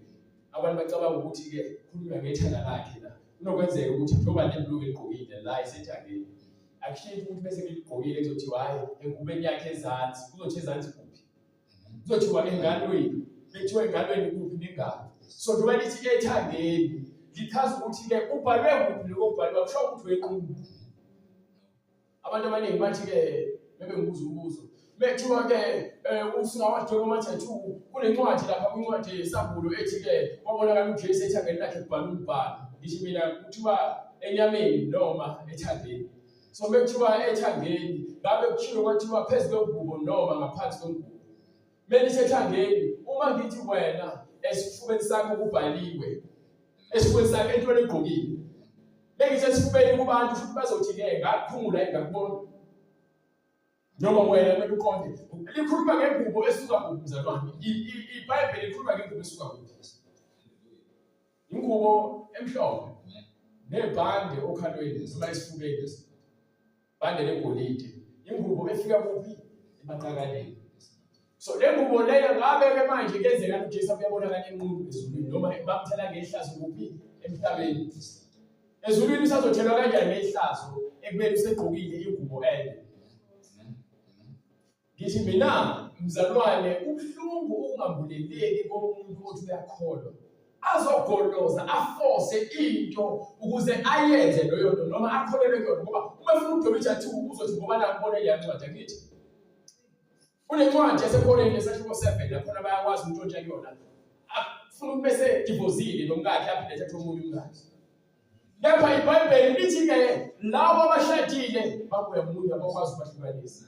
Wena uthi umzalwane uthi uyama la uyavangela kepha uthi ushiye umngakho wathatha omunye udivozile wathatha omunye. So kwesithathu manje usugijimela kwesithathu manje oqala uhlulekile ukuphila naye, wesibili wahluleka ukuphila naye. Lana ke awuhambi uvela ufike nje uhlala uhamba uzalisa.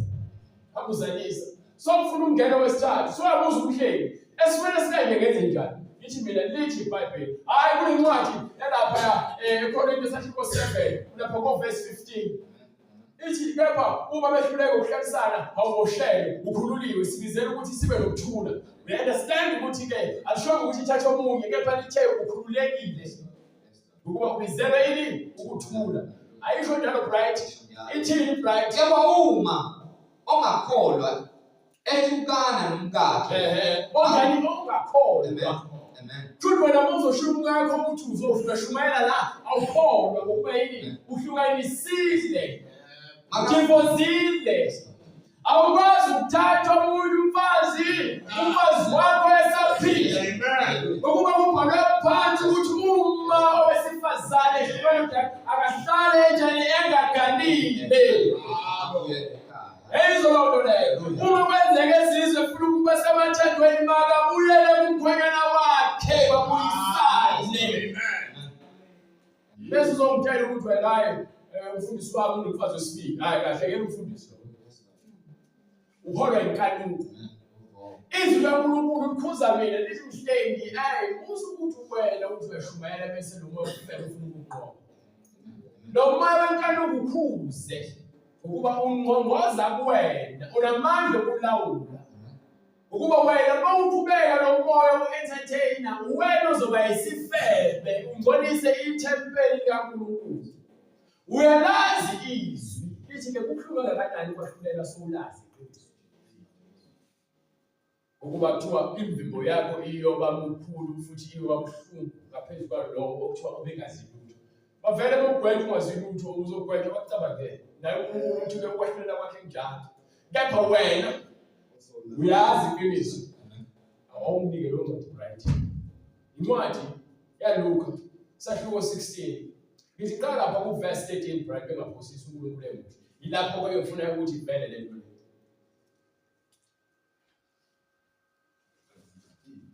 So buyela kwincwadi kaJohane 4 bese yavulekile lento le kufanele yavuleke. Incwadi ngokukaLuka isahluko 16 verse 13. Yes. Akukho nceku engakhonza amakhosi amabili. Awukwazi ukukhonza uNkulunkulu ababili. Ngokuba omunye iyakuzonda enye. Uzozonda iqiniso ukhethe ngoba kuSathane noma uzokhetha uqiniso ushiye ngokwakho bekade uSathane. Ithande enye noma ibambelele kwenye yeyise enye. Kubeka ningeze nakhonza uNkulunkulu noMamoni. Yes. AbaFarisi ababethanda imali babuzwa konke lokho bamkolodela. Wayesethi kubo, yabona lento esho uJesu abaFarisi abona abantu abakholwayo abantu abamthetho akasho uJesu ukuthi nina abantu bayabetshela nina nithanda imali anithandi iqiniso so ngeke nithande uNkulunkulu niphinde nithande lezi zinto ezithandayo ngokuba uma-understand iBhayibheli lapha kwincwadi eJohane sasibona lithi nabazali balo wengakulo manje khuluma ndani ngokuba yini usemdala akakwazi ukuzikhulumela ngoba babesaba ukukhishwa kuphi kumasinagoge ayikani lapho nakwincwadi eJohane sasibona ukuthi 7:6 iphinde iveze futhi ukuthi abantu bayasaba ukukhishwa emabandleni mina ngakhishwa ebandleni ngenxa yokuthi into ngithi iBhayibheli lithi ngibuze ngenze njani ngashumayela hayi sinomfundiso yedwa lo kumele ashumayele kanti mina ngeke so ngiyawashulela uNkulunkulu ngoba kuloko engikwenza mengaveli kuyena ngahlulelo uyena ukuthi ngahlulelo umuntu ngoba phela usathane bebona ukuthi wena uphathisiwe ukuba utshela abantu izinto uNkulunkulu afuna bazizwe uzama unikela ngisho amandla kubazalwane bakwazi ukusabisa ngenxa sebengabamfundisi othize abasebenzele uNkulunkulu lokho ngabe kuthiwa ukushumela kangakanani ngeke baze bakuzwe ngoba yini wena wathi umfundisi wethu uyena kuphela ubela shumayela hayi wena hayi abantu kufanele uqala uyena ozokunika ugcobo lokuthi wena uhambe ukwenza lento oyenzayo athi mina kuyedwa mahluleli uNkulunkulu yena yithi mina lithi iBhayibheli kwincwadi yaLuka 9 angisho ukuthi ivule bathi nje ngithi hala msi uyabathi umuntu abahamba oshumayela banika izinto bese bebuye bathi Jesu sizwe omunye oshumayela ngegameni lakho abasho ukuthi wayeshumayela njengathi oshumayela kuphi enza yonke imisebenzi egameni lakho samvimba ngoba yini akahambi nathi utheni uJesu akasho ukuthi ngiyekeni ningaveli umuntu okhuluma egama lakho uma engahlambalazi ngoba akekho umuntu ongazenzela lento le noma khipha amadimoni engathunywanga ubaba umbuzo wabike ngoba yilo lokhu ngathi lithi le verse uthini wena wathi hayi phela ngokwenhlangano yethu wathi okay right ngaphuma ngahamba ushumayela ngisho mina angilwi nomuntu ukuthi mhlambe sengithi hayi lapha yena bayaphetha izwi kaNkulunkulu mina bofuna ukungiphendula ngalo ayikho into ezikhuluma nabo ngoba yini soxabana ngokwenyama thina sekufaka lo moya kumina ungafuni ngoba yini asazwani ngezwi angizwani nokuthi inhliziyo yami ithiwa beqhamuka umuntu iyaphuka noma kubuhlungu ngoba lo nto yenza ukuthi ngifuna ngisho ukuyakela umuntu lo sixabele naye ngiyohlala noma kuthiwa ngeke ngisho ukuthi uma nami ngiyadunyelwa njengaye ukuthi uyadunyelwa nami ngihlale naye sibhekane emehlweni kube yilokho nje mhlawumbe bekhulana nehlekisayo lethi ayezama ukuthi lo ngimchazele ukuthi manje phela ufuna sitholelane uma ukuthi ngishilo ukutholisa kwami kwangakwamukela ngizoyekela angisho abantu abezenjalo mina ngomhleli mina ngidalwe ngale ndlela engidalwe ngayo uma umuntu enginyanya ngiyafisa ukuthi ngifuna ukujwayeza inhliziyo yami ukuthi khona into enziwa inhliziyo uma khona umuntu ongazwani naye beqhamuka iba buhlungu noma iyaphuka noma kubana liyandingisha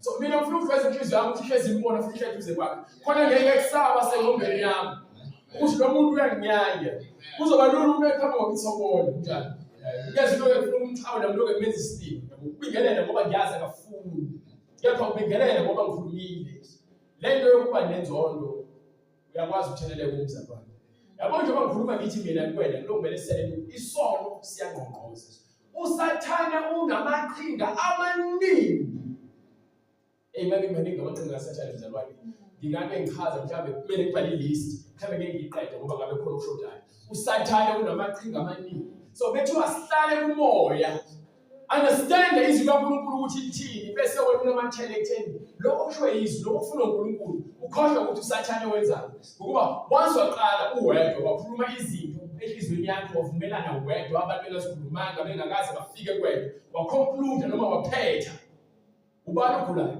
wena ngoba ngaphakathi kunengxoxo ayikho ngcwele futhi lomzo awubani nakuzona ngiyabona wayingakho uhlangene kanje uhlangene usebuya khona wakangikhulumisi awufanele ukukhuluma ngami impela abangifuni so yaqala nawe manje so kwenza izinto eziqondakala seqhamuka emingenele owenza isikini uyangingelela njengathi ukuthi uyangithanda yizo lo ngxoxo leyo ikwena ngaphakathi akayazi besikhulumela ngokunye but inemveza wakho ungakwazi ukulawuleka khona lento yathi uma bekuzonda bekunyanya igama lami ekhuluma okubi ungabi nenkinga thokoza kepha thina sikwazi ukuthokoza asikwazi ukuthokoza so kahle kusho ukuthi njalo njalo kunesimo ezifikayo kepha izwi loNkulunkulu uNkulunkulu uyakukhumbuza. Uyakhumbula lithini izwi lami? Akitsho ukuthi nokungcwele. Akithi uyafuna ukungcwele noma unokungcwele. Ufuna ukungcwele. Ngiyafuna ukungcwele. Enza lokho engikushoyo. Kunzima. Kunzima. Kepha uNkulunkulu othembakele yena uyakwazi ukuthi akwenze lokho kufane nani. Akithi uyabonakala kuthwele dume sevele liphele imbaleki. Ucabanga ngalenzeke ngokuhlonipha kwakho noNkulunkulu ukwazi ukuthi kunesikhathi esifikile. Kepha sibonakala engathi isikhathi sifike. Ngenxa sekhona ukukhala. Nawe uyabeka esimweni lapho khona kuzoba khona isikhathi uhlolo. Phinde futhi amathakazi kube khona. Noma ngabe unayo imali, noma ngabe unayo umsebenzi, noma ngabe khona okudingayo akakwenzeki, akushiwo ukuthi bekusenzeka. Kuthiwa konke ngaphansi kwelanga kunesikhathi sakho. Isikhathi sokuthi kuyalahlwa, uyaqoqa, uyadabula, uyathunga, uyahleka, uyakhala. Mekufika ukuthi ukhale, ungathi ukuthi hayi ndoda uthi ufela ngaphakathi. Yaba sekuyabe indoda ithatha intambo yozinengisi ezihlele lapha. Kuba yibe sakukhala. Ngala abantu besindoda ikhala. Nami kuthiwa kukhale ngiyakhala. Ukhalisise futhi. Angizirobhi nje into ekufanele yenze ngoba ngiyazi ukuthi lo mzimba lo wakhiwe ukuthi ube nemizwa. Kepha ekuhambeni kwami bangazi intando kaNkulunkulu khona kule mizwa ngoba imizwa inkanuko ivela ngemizwa ngithi khona. Ukuze alisho iBhayibheli ukuthi ke akufanele wesilisa thinto wesifazane. Kepha noma ningazi ngokwemithetho. Kepha liyagcwalisa lokho ukuthi ukuze sigwebe ubufebe. Indoda bayithathe umkayo nomkakhe abe nendoda yakhe ngokusemthethweni. Yini akufanele ukuthi wena ukuzwe inkanuko. Ezolonto leyo. So lezi zinto lezi zigada umuntu njengoba ngithi iBhayibheli isifundisa ngokuphila. Kepha lezi zinto esike sikwazi ukuzenza ngokwethu. uJesu uyohlala entabeni engakudlula 40 days. Mina ngihlulwe yisono 7 days. 7 days laso besecela ukuthi ushaya 12 kusasa ngide. Esengqaniwe. Uma ngikuphuma lokudla nje vele kulungisa bonke ngakhoze konke yabo manje. Angisavumi yini inyama inenkani. So lento yokuzila ukudla ukuthobisa inyama ukuze izokwazi ukuthi iphile ngomoya. Not ukuthi izodla umoya. Kepha umoya kufanele ufike dwenga amazwi okuphila. Ukuze noma sophuma kulomkhuleko ube namandla abonakaliswe ukuthi izwi liphilile kuwena. Ngoba leyo uzovela uzila ukudla bese uquve ubuso bese uvela uphashe bese uvela uqube udume umlomo ubhekele ukuthi hayi phela kufastile ngingakho ningangitholi kahle ayifuna kanjalo ayibaleka nje ukuzila ukudla. Lazoba yini lithi iBhayibheli lapha kwincwadi kaIsaya 58 lithi uma ngizila ukudla nina niyashintana ngamagama amanzima uzibhakela zolaka abanye banomona abanye banenzondo akhulula lutho ngoba lo moya ethu asukhulekele masizile ukudla fanele uzokhulula lo moya wenkani osenyameni ekutshela uphambene nezwi kaNkulunkulu. Ingakho kwesibela ngiyancwadi Matthew 17 bese bebuza kuJesu bethi ke nathi nje sinawo manje sipraying for ukhipha lo moya. Babuza umbuzo sihlulwe yini? uJesu sebatshelile ukuthi ungakholwa kwethu sizukulwane esikholwa kancane. Bese ke ngokoloko sebebuya bona sebenza kuJesu masese. Sihlulwa yini ukwenza lokho? Incwadi yaMathewu sahluko 17 verse 20. Wayesethi kubo kungenxa yokukholwa kwenu okuncane. Bahlulwa yini ukwenza amandla nemisebenzi kaNkulunkulu? Kungenxa yokukholwa kwenu okuncane. Ngokuba ngiqinisile ngithi kini uma unokukholwa njengembewu yesinapi niyakuthi kule ntaba suka lapha uye laphaya iyakusuka akukho oyakunahlula kepha lolu hlobo lento le ekhuluma nalento le engiyenzile aluphumi ngaphandle kokuba kube ngokukhuleka nokuzila umoya kaSathane. Ngifuna ukukuvezela ngeke uzuphume ungahleli ezwini, ngeke uzuphume futhi ungakhali uNkulunkulu ngokuzila ukudla. Umoya kaSathane Hayi wena wedwa, nawe ngokukwazi ukuthi ukhiphe umoya. Wena ungekho clean. Ekutheni ube namandla okukhipha umoya. Ukuba kumoya kuba semandleni ukuthi uNkulunkulu akhulume kuwena, akwenzise lento efuna uyena, uyenze ngamandla akhe yena. Ngokukholwa kwakho. Ukuba uJesu akasindisanga abangakholwa, wasindisa ababekholwa. Kwalashwa abantu ababekholwa. Kwenza abantu uJesu bezokhala bekholwa. Akithi ufike owesifazane azothula ingane yakhe yagula, seke esimeni sokufa. Athi angithathi ukudla kwabantwana ngikunike izinja. Angithathi ukudla kwabantwana ngikunike izinja. Lo sifazane uveza ukholwa kwakhe. Uthi-ke nezinja zidla izinsalelo zabanikazi babo. Jesu uthi ukholwa kwalo wesifazane ukulapha ingane yakhe. Mame, kukhulu ukukholwa kwakho. Kukhulu ukukholwa kwakho. Makube kuwe njengokuthanda. uJesu unqome ini ukukholwa komuntu wesifazane okholwe ukuthi uJesu unamandla okuyenza lento. Not ukuthi mina ngifuna ukwenza lento ufuna abantu bezokholwa ukuthi uJesu unami. uJesu uzongithuma ngaleso sikhathi ukuthi angikwenze lokho, ngizokwenza egameni lakhe. Not ngoba ngifuna ababone mina abantu. So uthi uJesu azenzeki lezi zinto zaba kubantu asikwazi ukuzenza ngenxa yokukholwa njani okuncane. Ingakho bezama amaqhinga ukuthi bavusa abantu abaphilayo abafileyo. Balula izandla zabantu ezilinganayo bathi azilingani. Babasa umlilo e-altare befuna nje izibonakaliso khona bezothi uJesu nayo. Iyona-ke lento le eyenza ukukholwa bencane. Njengoba engatholakalanga okwazi ukunqoba ukuphila, uJesu kuphela oweza emhlabeni wazi ukunqoba ini ukufa, ukuba uyena owagcoba ikhanda likaSathane langaphansi kwakhe. uSathane usenqotshiwe uJesu kuphela, wena usake empini. Ingakho lithi ababekezela kuze kube sekugcineni bayakusindiswa, ukuba wena usempini. Awukwazi ukuthi usempini uthi ayike mina-ke manje senginqobile kepha uyahlehla. Impilo ekhoneni uthi uyaphambili impi yesinda. Ngisho boxing professional. So kunabantu be-boxing abantu bebeza kuwena ufuna ukuqeda ngawe, yabona ufuna ukubona ikhanda lakhe ungekho, mhlawumbe amazinyo ephumile. Meza kuwena uza kuwena ngale ndlela yokuthi engqondweni yakhe lento ayitsheliwe ikhona lakhe noma umphothi wakhe ufuna ukuyenza kuwena khona bezobona ukuthi uyalalela. Uma ungenayo ingqondo uzitshela wena ungena ukuthi hayi mina lo ngeke aze angikhaya, ngizomshaya mina umsaba futhi ufishane noma uzaqile. Usunengqondo ukuthi wena lo muntu uyammeya. iBhayibheli alisixwayisile ukuthi singamthathi kancane uSathane. Kanjalo nawe ngalesikhathi ungena phela endlini uthatha umuntu kancane uthi hayi ngifuna ukutsaka wenza izinto lezi. Mayewashaba uzoshawa nje kanye la. Awushawa la kepha udanse la. Ulenze lokho ufuna ukuphambela ngekhaya. Usabona ukuthi ushaya bese ezabona uzoqeda nawe. Kepha uma uhlakaniphile uyazi ukuthi lokho engikutshela ukuthi angikwenze mfishane somina ngimude. Meza kumina ngingakuvumeli angene kumina ngoba ewangena kumina mina ngimude akwazi ukumshaya. So uSathane unamandla bese sondele kuwena. Kepha bese kude ngawe akakwazi ukunqoba ngoba yini? Khona into eyivikelayo. Izwi lenkosi liyavikela uma ucasha ngalo. So kwi-boxing mina kuthiwa ngimude ngilona ofishane. Into emele yenze ukuthi ngiphathisane sami lesi bese ngilonge ngikushaka yini. Ukuze noma ngabe kuthiwa yini azamukeza ngifike ngikhaya ngalesandla lesi wafishane. Bese uzabuza ngaphansi ngikhaya ngalesandla. Yabona ukuthi ngifundisiwe.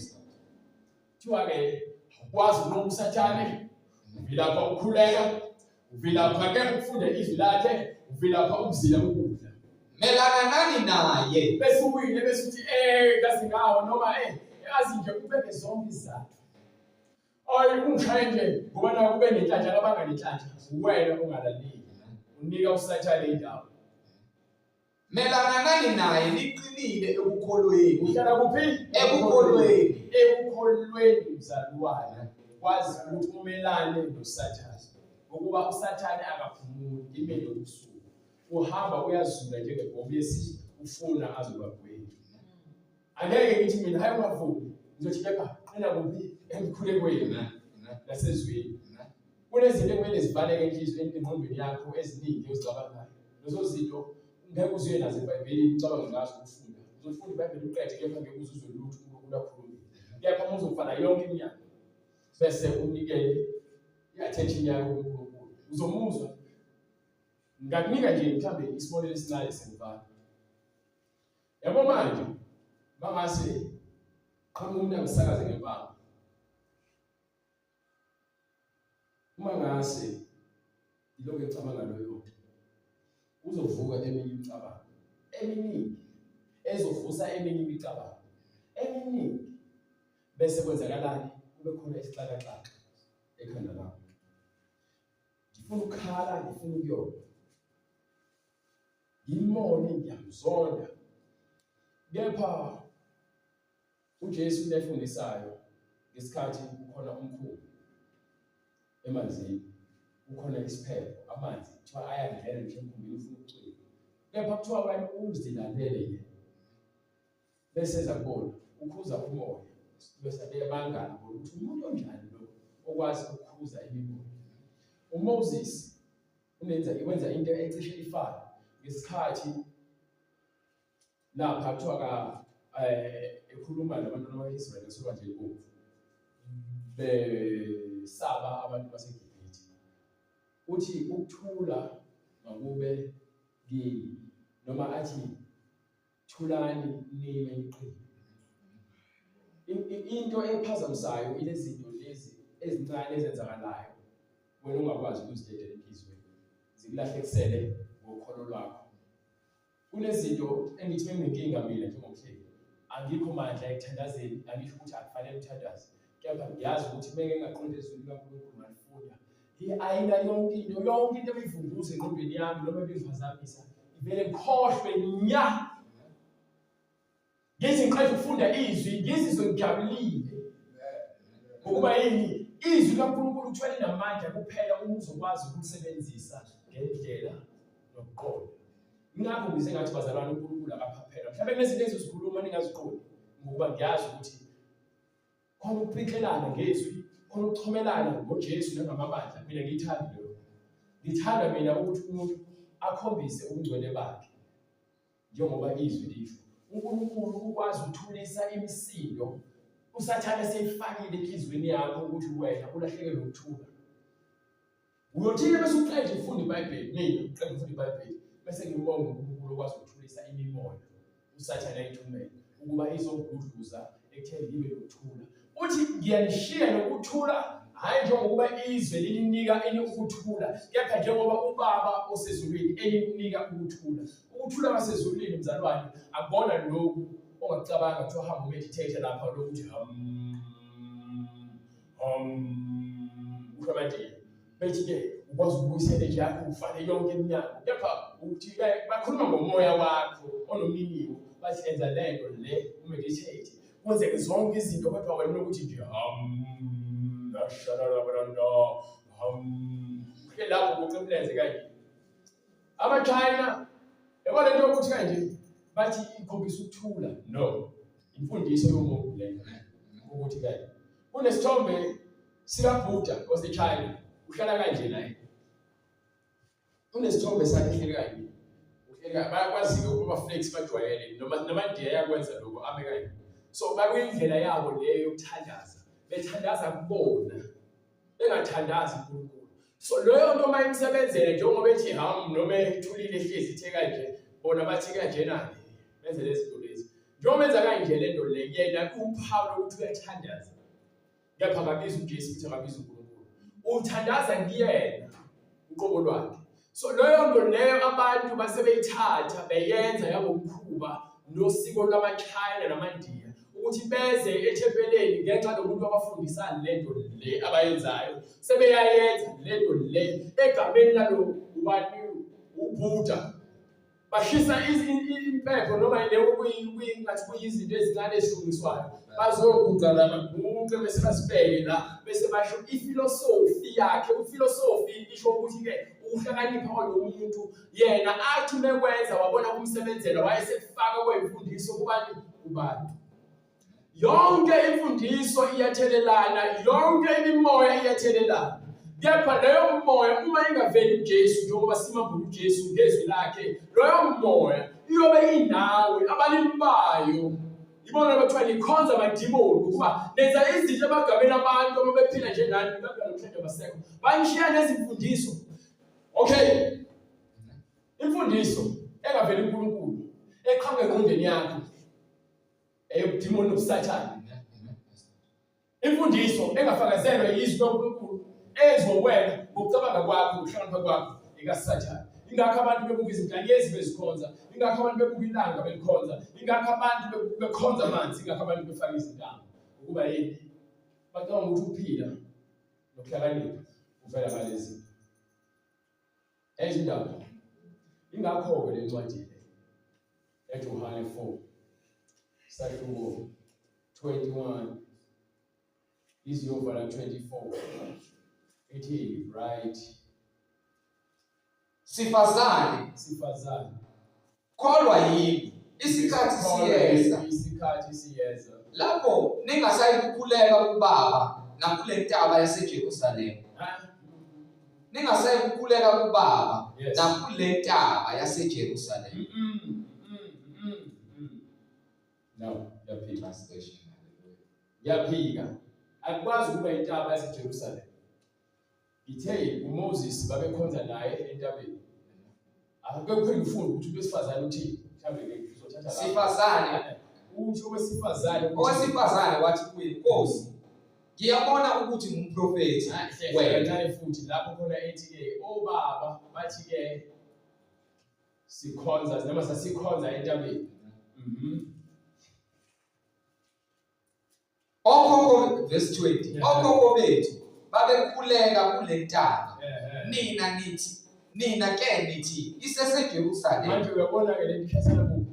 Ukhomba intaba neJerusalema. Lapha yabese ichaza bechazayo usebhanqa konke ukuthi kule ntaba yaseJerusalema akwazi ukuthi okhokho babethi entabeni nina nithi eJerusalema. Bese kuphinde futhi mkhomba intaba yaseJerusalema. Yayizolo nto leyo. So ngiveza ukuthi njengoba nithi ke okhokho babekhonza kuphi entabeni. Kepha nina nithi manje iseJerusalema indawo lapho kufanele ukukhulekwe khona. Yayizolo nto leyo. So akwazi ukukhomba lezi zinto endaweni yodwa zombili. Qhubeka ke bright. uJesu wathi kuye sifazane kholwa yini isikhathi siyeza lapho ningasayi ukukhuleka kubaba nakule ntaba naseJerusalema. Wena kuphambazile. Uthi yabo uzophindelela kaningi. Bright. Okay, so uNkulunkulu uyaveza ngoJesu ukuthi bekwenziwa le entabeni. Ilazi intaba yaseHoreb. iMount Sinai. Lapho kwenzeka khona izigaba eziningi. Niyazi ukuthi uDavid walakha ithempeli. Lakhiwa nguyena kepha inzalo yakhe uSolomon. Nangu uJesu siyafika. Ethempeleni kungcolile. Ithempeli lasenyameni lingcolile noma lasemhlabeni lingcolile. Ukuba abantu sebenze phela eJerusalema uma uthi uyafunde kwincwadi yabahluleli. Lithi abantu bahlubuka kuNkulunkulu. Iminyaka eminingi benikela bafilisti. Ukuthi ngiyafunda lokho. Isikhathi eside uNkulunkulu iminyaka engu-400 abantu bengamazi uNkulunkulu. Kuyapha webuyathumele omahluleli nomprofeti. We understand the 400 years. Noma beduke ngabophela 50 years. uJesu phela uwaziwe la eSouth Africa kakhulu abantu baphezulu basindiswa. Akopheli iminyaka engakanani abantu sebekigibite. So ngiveza lento yokuthi ke uJesu bese buya lapha eshisa isikalvasi esontweni eshaya abantu abadayisayo nabantu abashintsha izimali. Ukwenza ngamandla manje. Ukusho lento ayifunakala esontweni ebhizinisi. Ethempelini ufika vele ithempeli ngcolile. Abafarisi baze bamiswa nje benza lezi zinto abazenzayo ngoba yini bangene ukuthi hayi phela thina siphethe umthetho kaNkulunkulu.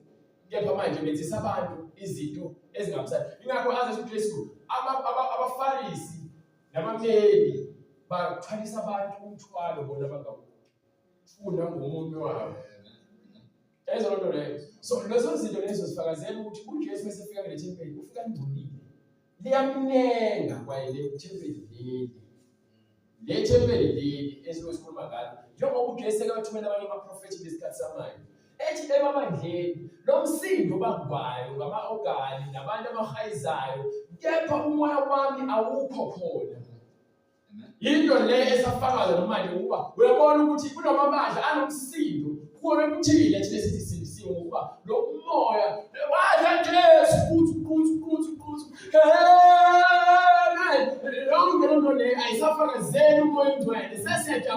uyafundisa ushayisa imathula kune-church choir nangapha kwenziwa zonke izitayela izingane zikhona ziyabreaka zenziwa yonke imsangano esontweni. Anisafundi esontweni. Bekhona umuntu ofundisa njengami uyabhora nje lo uloku ebhizi ngeloku esijaja nje angeke ungibone ngiye lapho. Amen. Ngoba yini nithanda umbukiso siyayithanda ukuthi anginabe workshop vele khamba umuntu lapha azokwenza umsangano bafike lapha bazofaka imali bafosa imali. So yabona bayajabulela imali umsangano bekuthi nje uyakhokhelwa.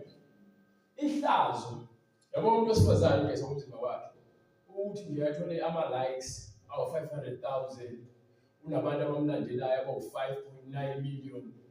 U-Instagram uyamkhokhela imali ukuthi aqhubeke advertise ngomzimba wakhe. Yabona uTikTok ubhede nje kaTikTok wenza umsangano inezo-trend yabona abantu bayibuke bayijabulele bayilike bakulandele uyakhokhelwa. So uyabona ukuthi izinga lomsangano selihamba phambili. Iqiniso sekuyinto lokugxoxwa ngezinyawo awukahle wena iqiniso lakho nami ngifutha nomlilo weqiniso ube kancane. Uqhamuka lona ayike abantu bofuna iqiniso bathande lento leyo. Another simele ukuthi uJesu uyabuya angithi lithi iBhayibheli lapho uJesu washawa. uJesu angamazi ukuthi aphinde abuye azoshawa abantu emhlabeni. Kahleka. uJesu phela wathi uNkulunkulu hayi Jesu phinde emhlabeni.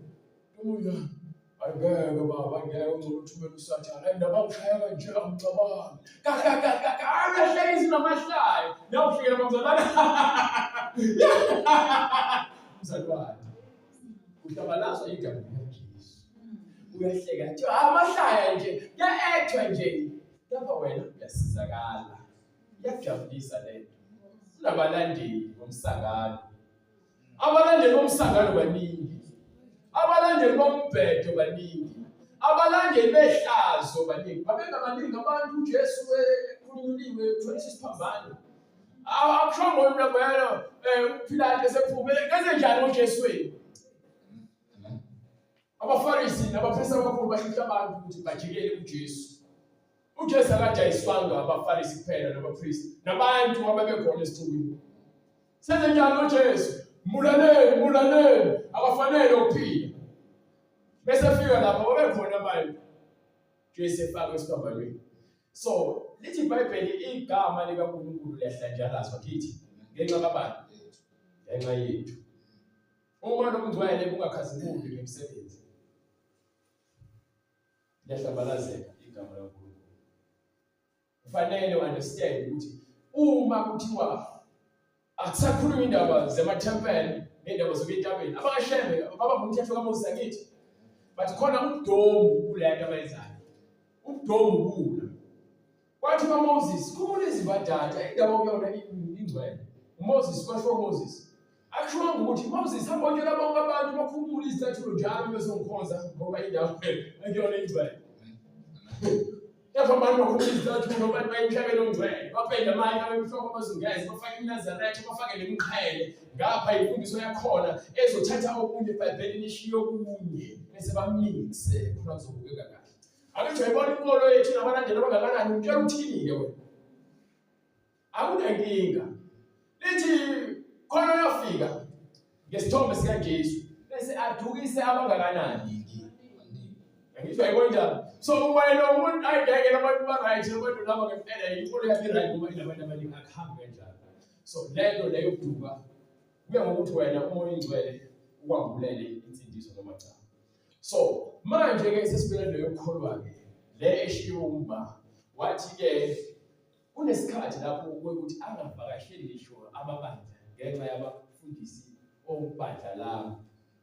Uthi-ke uJesu-ke sifazane kholwa yini isikhathi siyeza and isikhathi isona manje lapho ningeke nisaya entabeni yaseJerusalema. Akutshela uma ngifuna uJesu bize ngithi cha ngiyafisa ukunyathela le kwanyathela khona uJesu engathi ngizoba ngcwele nenginyathela khona. Noma ngiyafisa ukuyoba lapha eBethani le khona nabafundi bakhe ngeke ukusize ngalutho. Into ethiwa kholwa yiyo yizwi. Kholwa yini? Umlando weBhayibheli unesifundo ekumele ukholwe kusona bese nawuthatha isinqumo. Umlando weBhayibheli unesifundo ekumele ukuthi mawusizwa lesi sifundo kweseqa abazalwane abaningi. Lesi sifundo salise eBhayibheli iseqa kanjani abazalwane abaningi. Isifundo seBhayibheli ukuthi uma usufundile kuze kuthiwe ungafani nalabo abangakholwayo. uNkulunkulu esenze izibonakaliso phambi kwabo wavula ulwazi olukhulu. Into inyama lithi yafisa ukubona lokho but ngeke senzeka. So angikholwa ukukwenzeka. Hayi wongekho nje unganithi nimshaka wayekhona. Bese nimhlobise lithi ake nathi samaZulu umusulo lako ukhaya abantu phela ngumZulu ngizalo kaShaka unamanga uyinzalo kaSathane. Yebo. So kunezinto esibazo ukuzifaka zona zibe lula ezosebenzela uganga kwethu. Kepha bekumele kufake ukulungisa ngiyakutshela. Bese kufaka ukulungisa. Hayi ngiyakuzwa. Ingithi ngeke. Phela mina lento ngayithatha kubaba. Ubaba ongifundisa lento le. Masho ukuthi mina ngilahla ubaba. Ngilahla abantu bakithi. Hawu baba. Hayi phela bafa. Mawuthi wena uthi uyafa umuntu. Bese awuyidluza. Ukhalela lapho bese. Hayi beke ukuthi ngeke phela ngimona. Ukhalela ntho. Ngoba phela abantu sezoba seduze kwaNkulunkulu akithi. Yini boyikhalela ngoba phela ufuna ukujabula. Yes. Angamadlozi. Yes sandintanda. Ngoba yini kuzokwenzeka konke efunayo. Why ukhala pho? Uthi inhliziyo ingukhohlisa. Yebo lona le. So kwenza ukuthi into mayisebenzela wena ufuna ukuyifaka izibalo ihlobise. Kepha bese sokuqala sokwabulelwa ngempela ububi bayo. So uyaqala ubeka izizathu. Hayi phela mina. Hayi ngeke, hayi ngiyakuzwa yabo. Kodwa hayi phela into yami ngekwazi ukuyilahla. Iyangizebenzela. Okay. So ngile ndaba ke yoNkulunkulu ukuthi uNkulunkulu akakhonzwa ngamathempeli enziwe ngezandla engathi udinga utho.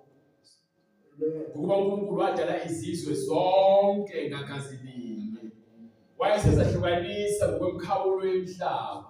Wathi uma ngase kube khona abazomfuna bangamthola ngokuba akakude. Yilo nalowo ufuna uNkulunkulu uyakumthola useduze kakhulu. Yabona uSathane ngqongoza uvalele ukuthi wena ungakusabuza uNkulunkulu uzwakale yena. Ngoba uNkulunkulu lapha kwincwadi yaSambulo sahluko 3 verse 19 ethi ke ngingasemnyango ngiyaqonqoza usi 21. Ngiyaqonqoza. Ovulayo ngiyakungena. So uyabona ukuthi kunesono esemnyango bese kuba khona uNkulunkulu.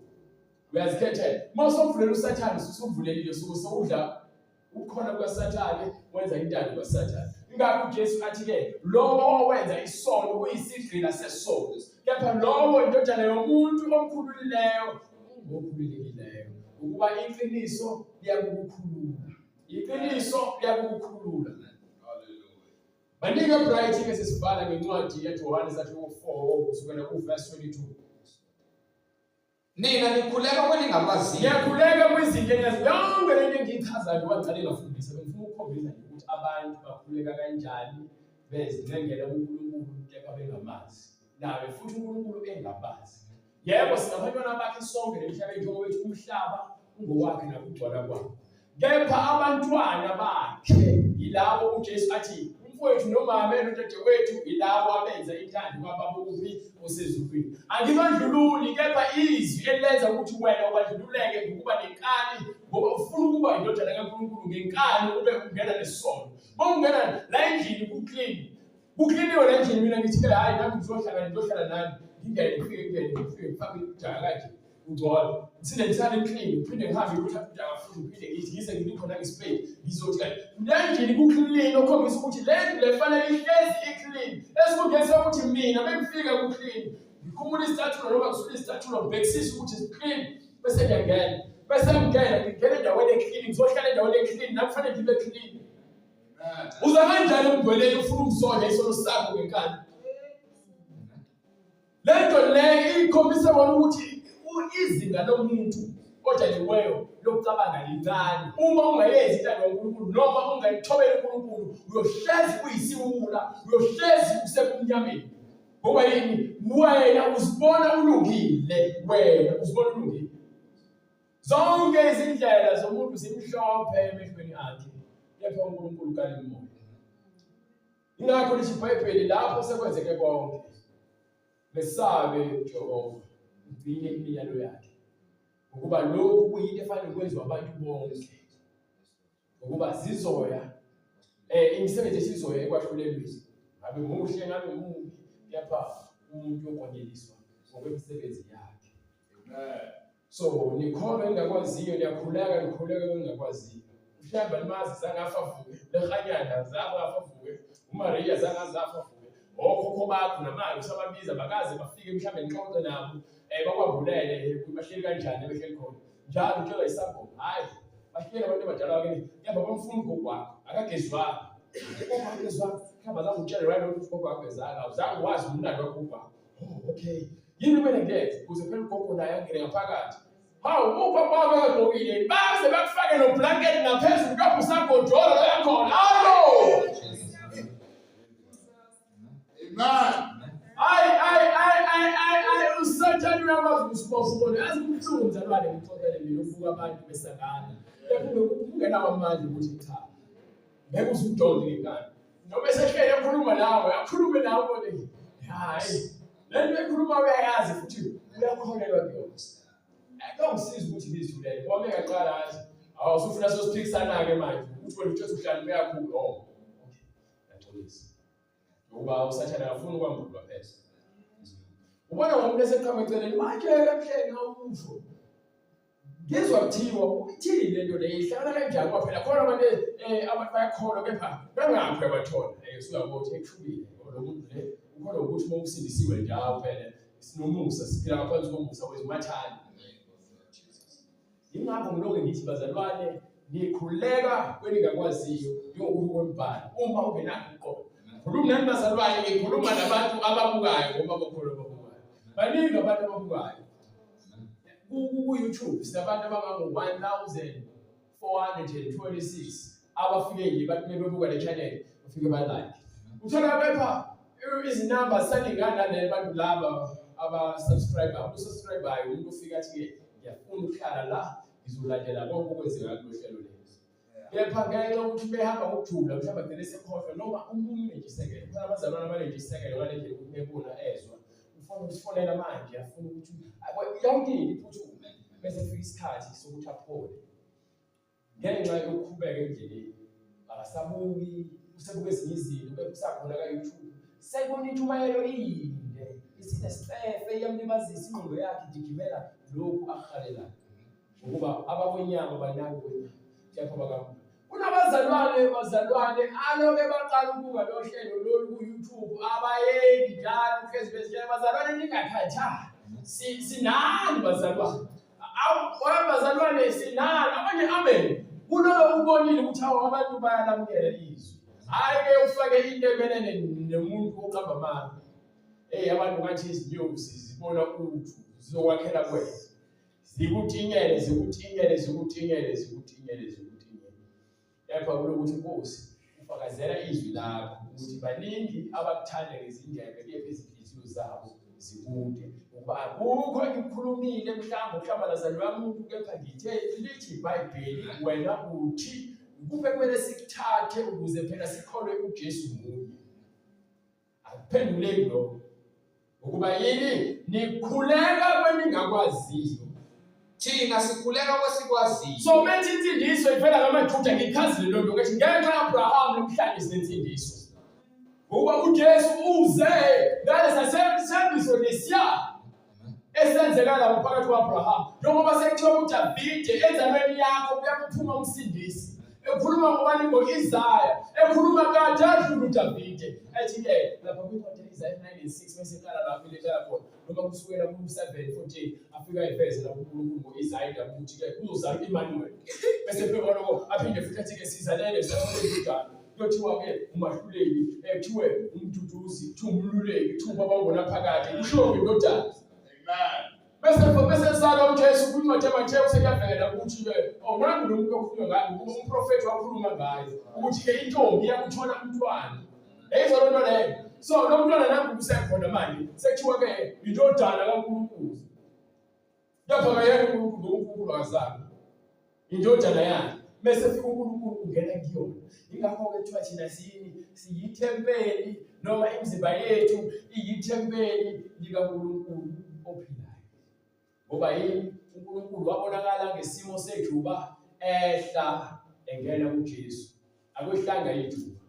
So uma esengenile uNkulunkulu kubisana uNkulunkulu ukuthi-ke loba lithi iBhayibheli uNcwadi yeSambulo-ke wapheka ezulwini, wabheka emhlabeni, ngaphansi komhlaba, akatholakala owezikwazi ukuvula le ncwadi le yokuphila nezimpawu zakhona. Kepha uJesu wakwazi ukuthi akwenze konke lokho ngoba uNkulunkulu wayenaye.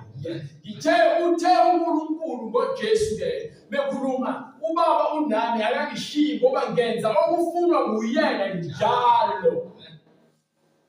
Ngenza okufunwa uBaba njalo. Ngithi mina isono sengqongqoze emnyango ngokuba yini uNkulunkulu ukutshela ukuthi ukulunga kunawe. Kepha wena uzikhathele ukuthi ufuna ukwenza isono. Awukhethiswa ngenkani, akekho ukukhomba ngesibhamu. Ngoba abantu abashumela ivangeli bagqotshwa ngamatshe, balengiswa, babulawa, bashiswa. Kepha baqhubeka bahlala kuphi evangelini. Wabe nethemba lokuvuka kwabafileyo. Ngabe-ke sinalo lolu themba. Ngabe ukholo lwethu luncike ekuvukeni kwabafileyo ngosuku lokugcina. Senza intando kaNkulunkulu noma sifuna ukujabulisa abantu, sikhuleke kuloko esingaqondile. Ngoba lithi iBhayibheli, kodwa isikhathi siyeza, sesikhona manje. Yes. Lapho abakhulekayo, abaqinisileyo, umuntu okhuleka eqinisile inhliziyo yakhe uyinikele uNkulunkulu. Bekhuluma njengoba uJesu, uma likhuleka valani iminyango, izivalele, bese ukhulume noBaba emfihlakalweni, uyena uyakubusisa. Ngoba futhi uzwa kuphi emfihlakalweni ukuthi ngizoba nangi lobo ingcwele ngeNkosi uJesus Christ, haleluya. Uyangizwa uNkulunkulu, hayi uNkulunkulu, ngize ngikhulumele ngesiChina, ngikhulumele ngesingisi, ngikhulume isingisi. Lapho manje ngingani umthandazo wami awukho uNkulunkulu. Futhi mina inhliziyo yami ngifuna nje labaxwayisa ukuthi hhayi, yabona umhleli, ayuyathandaza. Uyabona ukuthi uNkulunkulu ukhuluma nobani? Ukhuluma nabantu. Kahle laba abenza izinto benzela abantu umvuzo wabo sebewutholile. Ake sizomncoma lithi ngiyenza le nto le. Vele ngifuna leyo nto nje. Ngiyafuna uNkulunkulu ufuna abantu abazokhuleka kuyena ngani? Ngomoya nangeqiniso. Ngomoya nangeqiniso. uNkulunkulu ungumoya. Uyini? Ungumoya. uNkulunkulu ungumoya. So akufuneka lesithombe ithempeli lisho lutho. Ngokuba uNkulunkulu uthi imizimba yethu iyithempeli likaNkulunkulu onjalo ophilayo. Ngithi unenkinga nale mfundiso engifundisayo, iminyango evuliwe. Wozombuza ukuthi lo kusho uthatheleni. Amen. Ngizothatha iBhayibheli njengokotela ehleli lapha esenjalo noma etheater.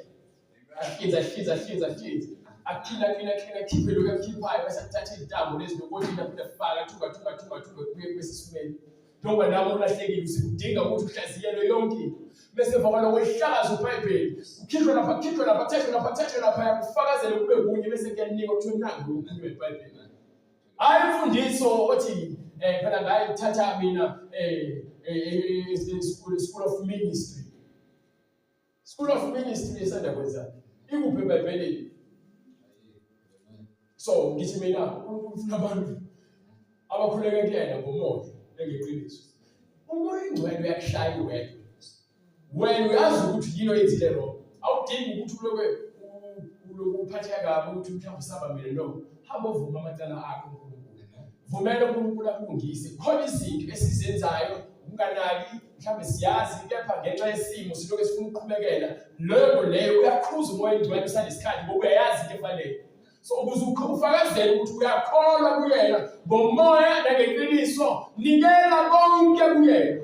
Uthi umbhalo-ke, wozani kimi nina nonke nikhatheleyo nenisindwayo, ngizakuliphumuza. Thathani ijoka lami ngokuba lona lula.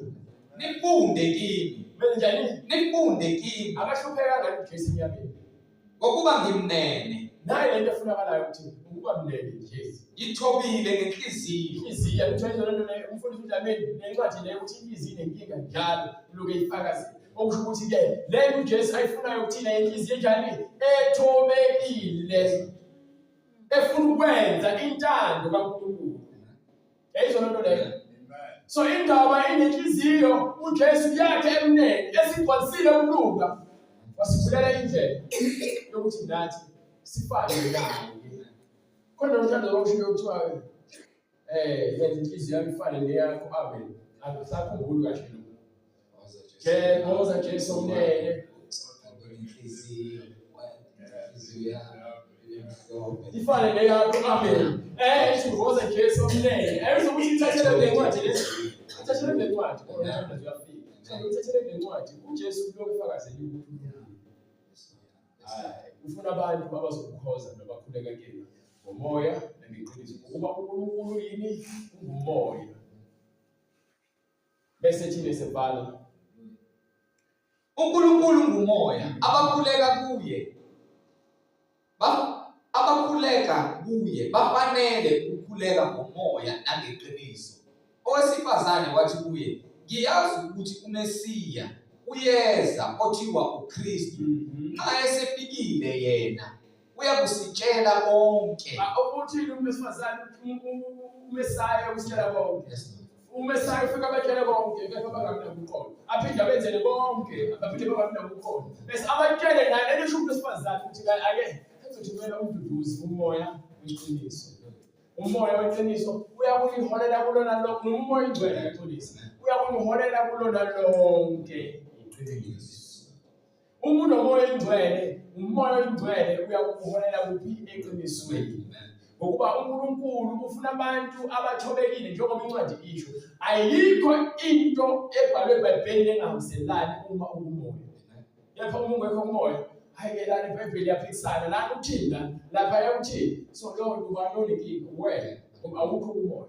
Ezoluleka. So lento ke ngisho ukuthi ke uNkulunkulu ufuna uthi abakhuleka kuye bafanele ukukhuleka ngomoya nangeqiniso.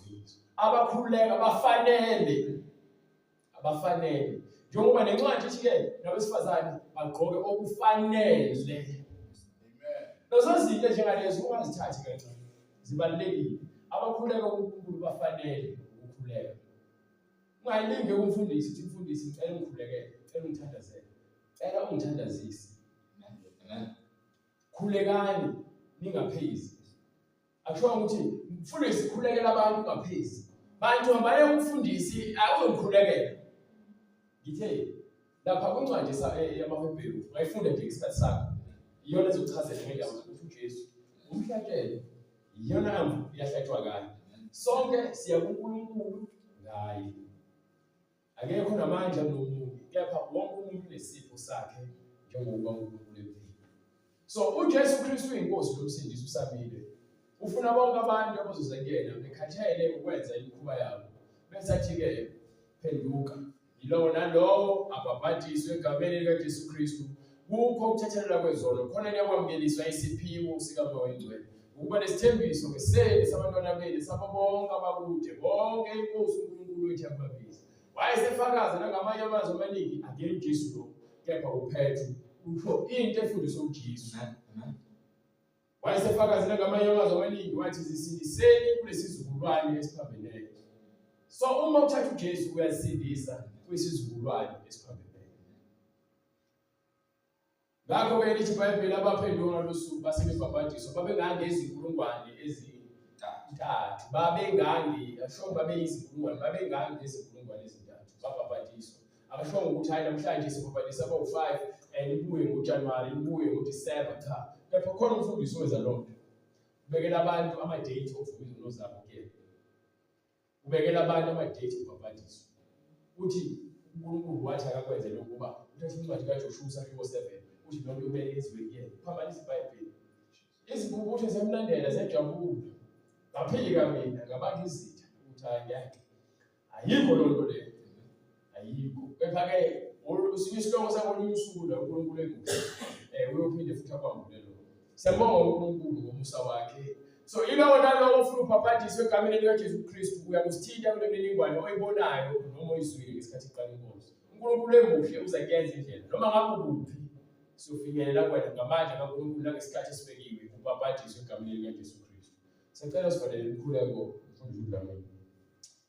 Baba liphilile linamandla igama lakho Jesu ilona lodwa. Siyakubonga uNkulunkulu ngcwele, sibonga ukuzwa nokukhephula Nkosi sikho.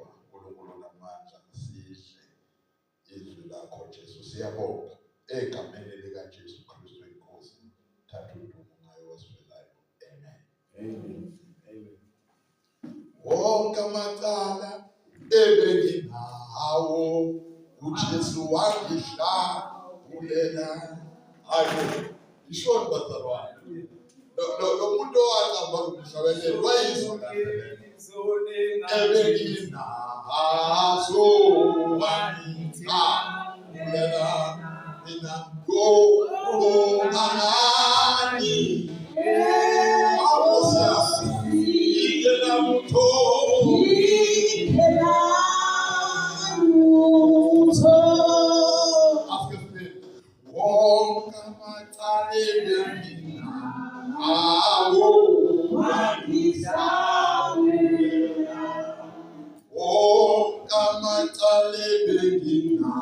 Awo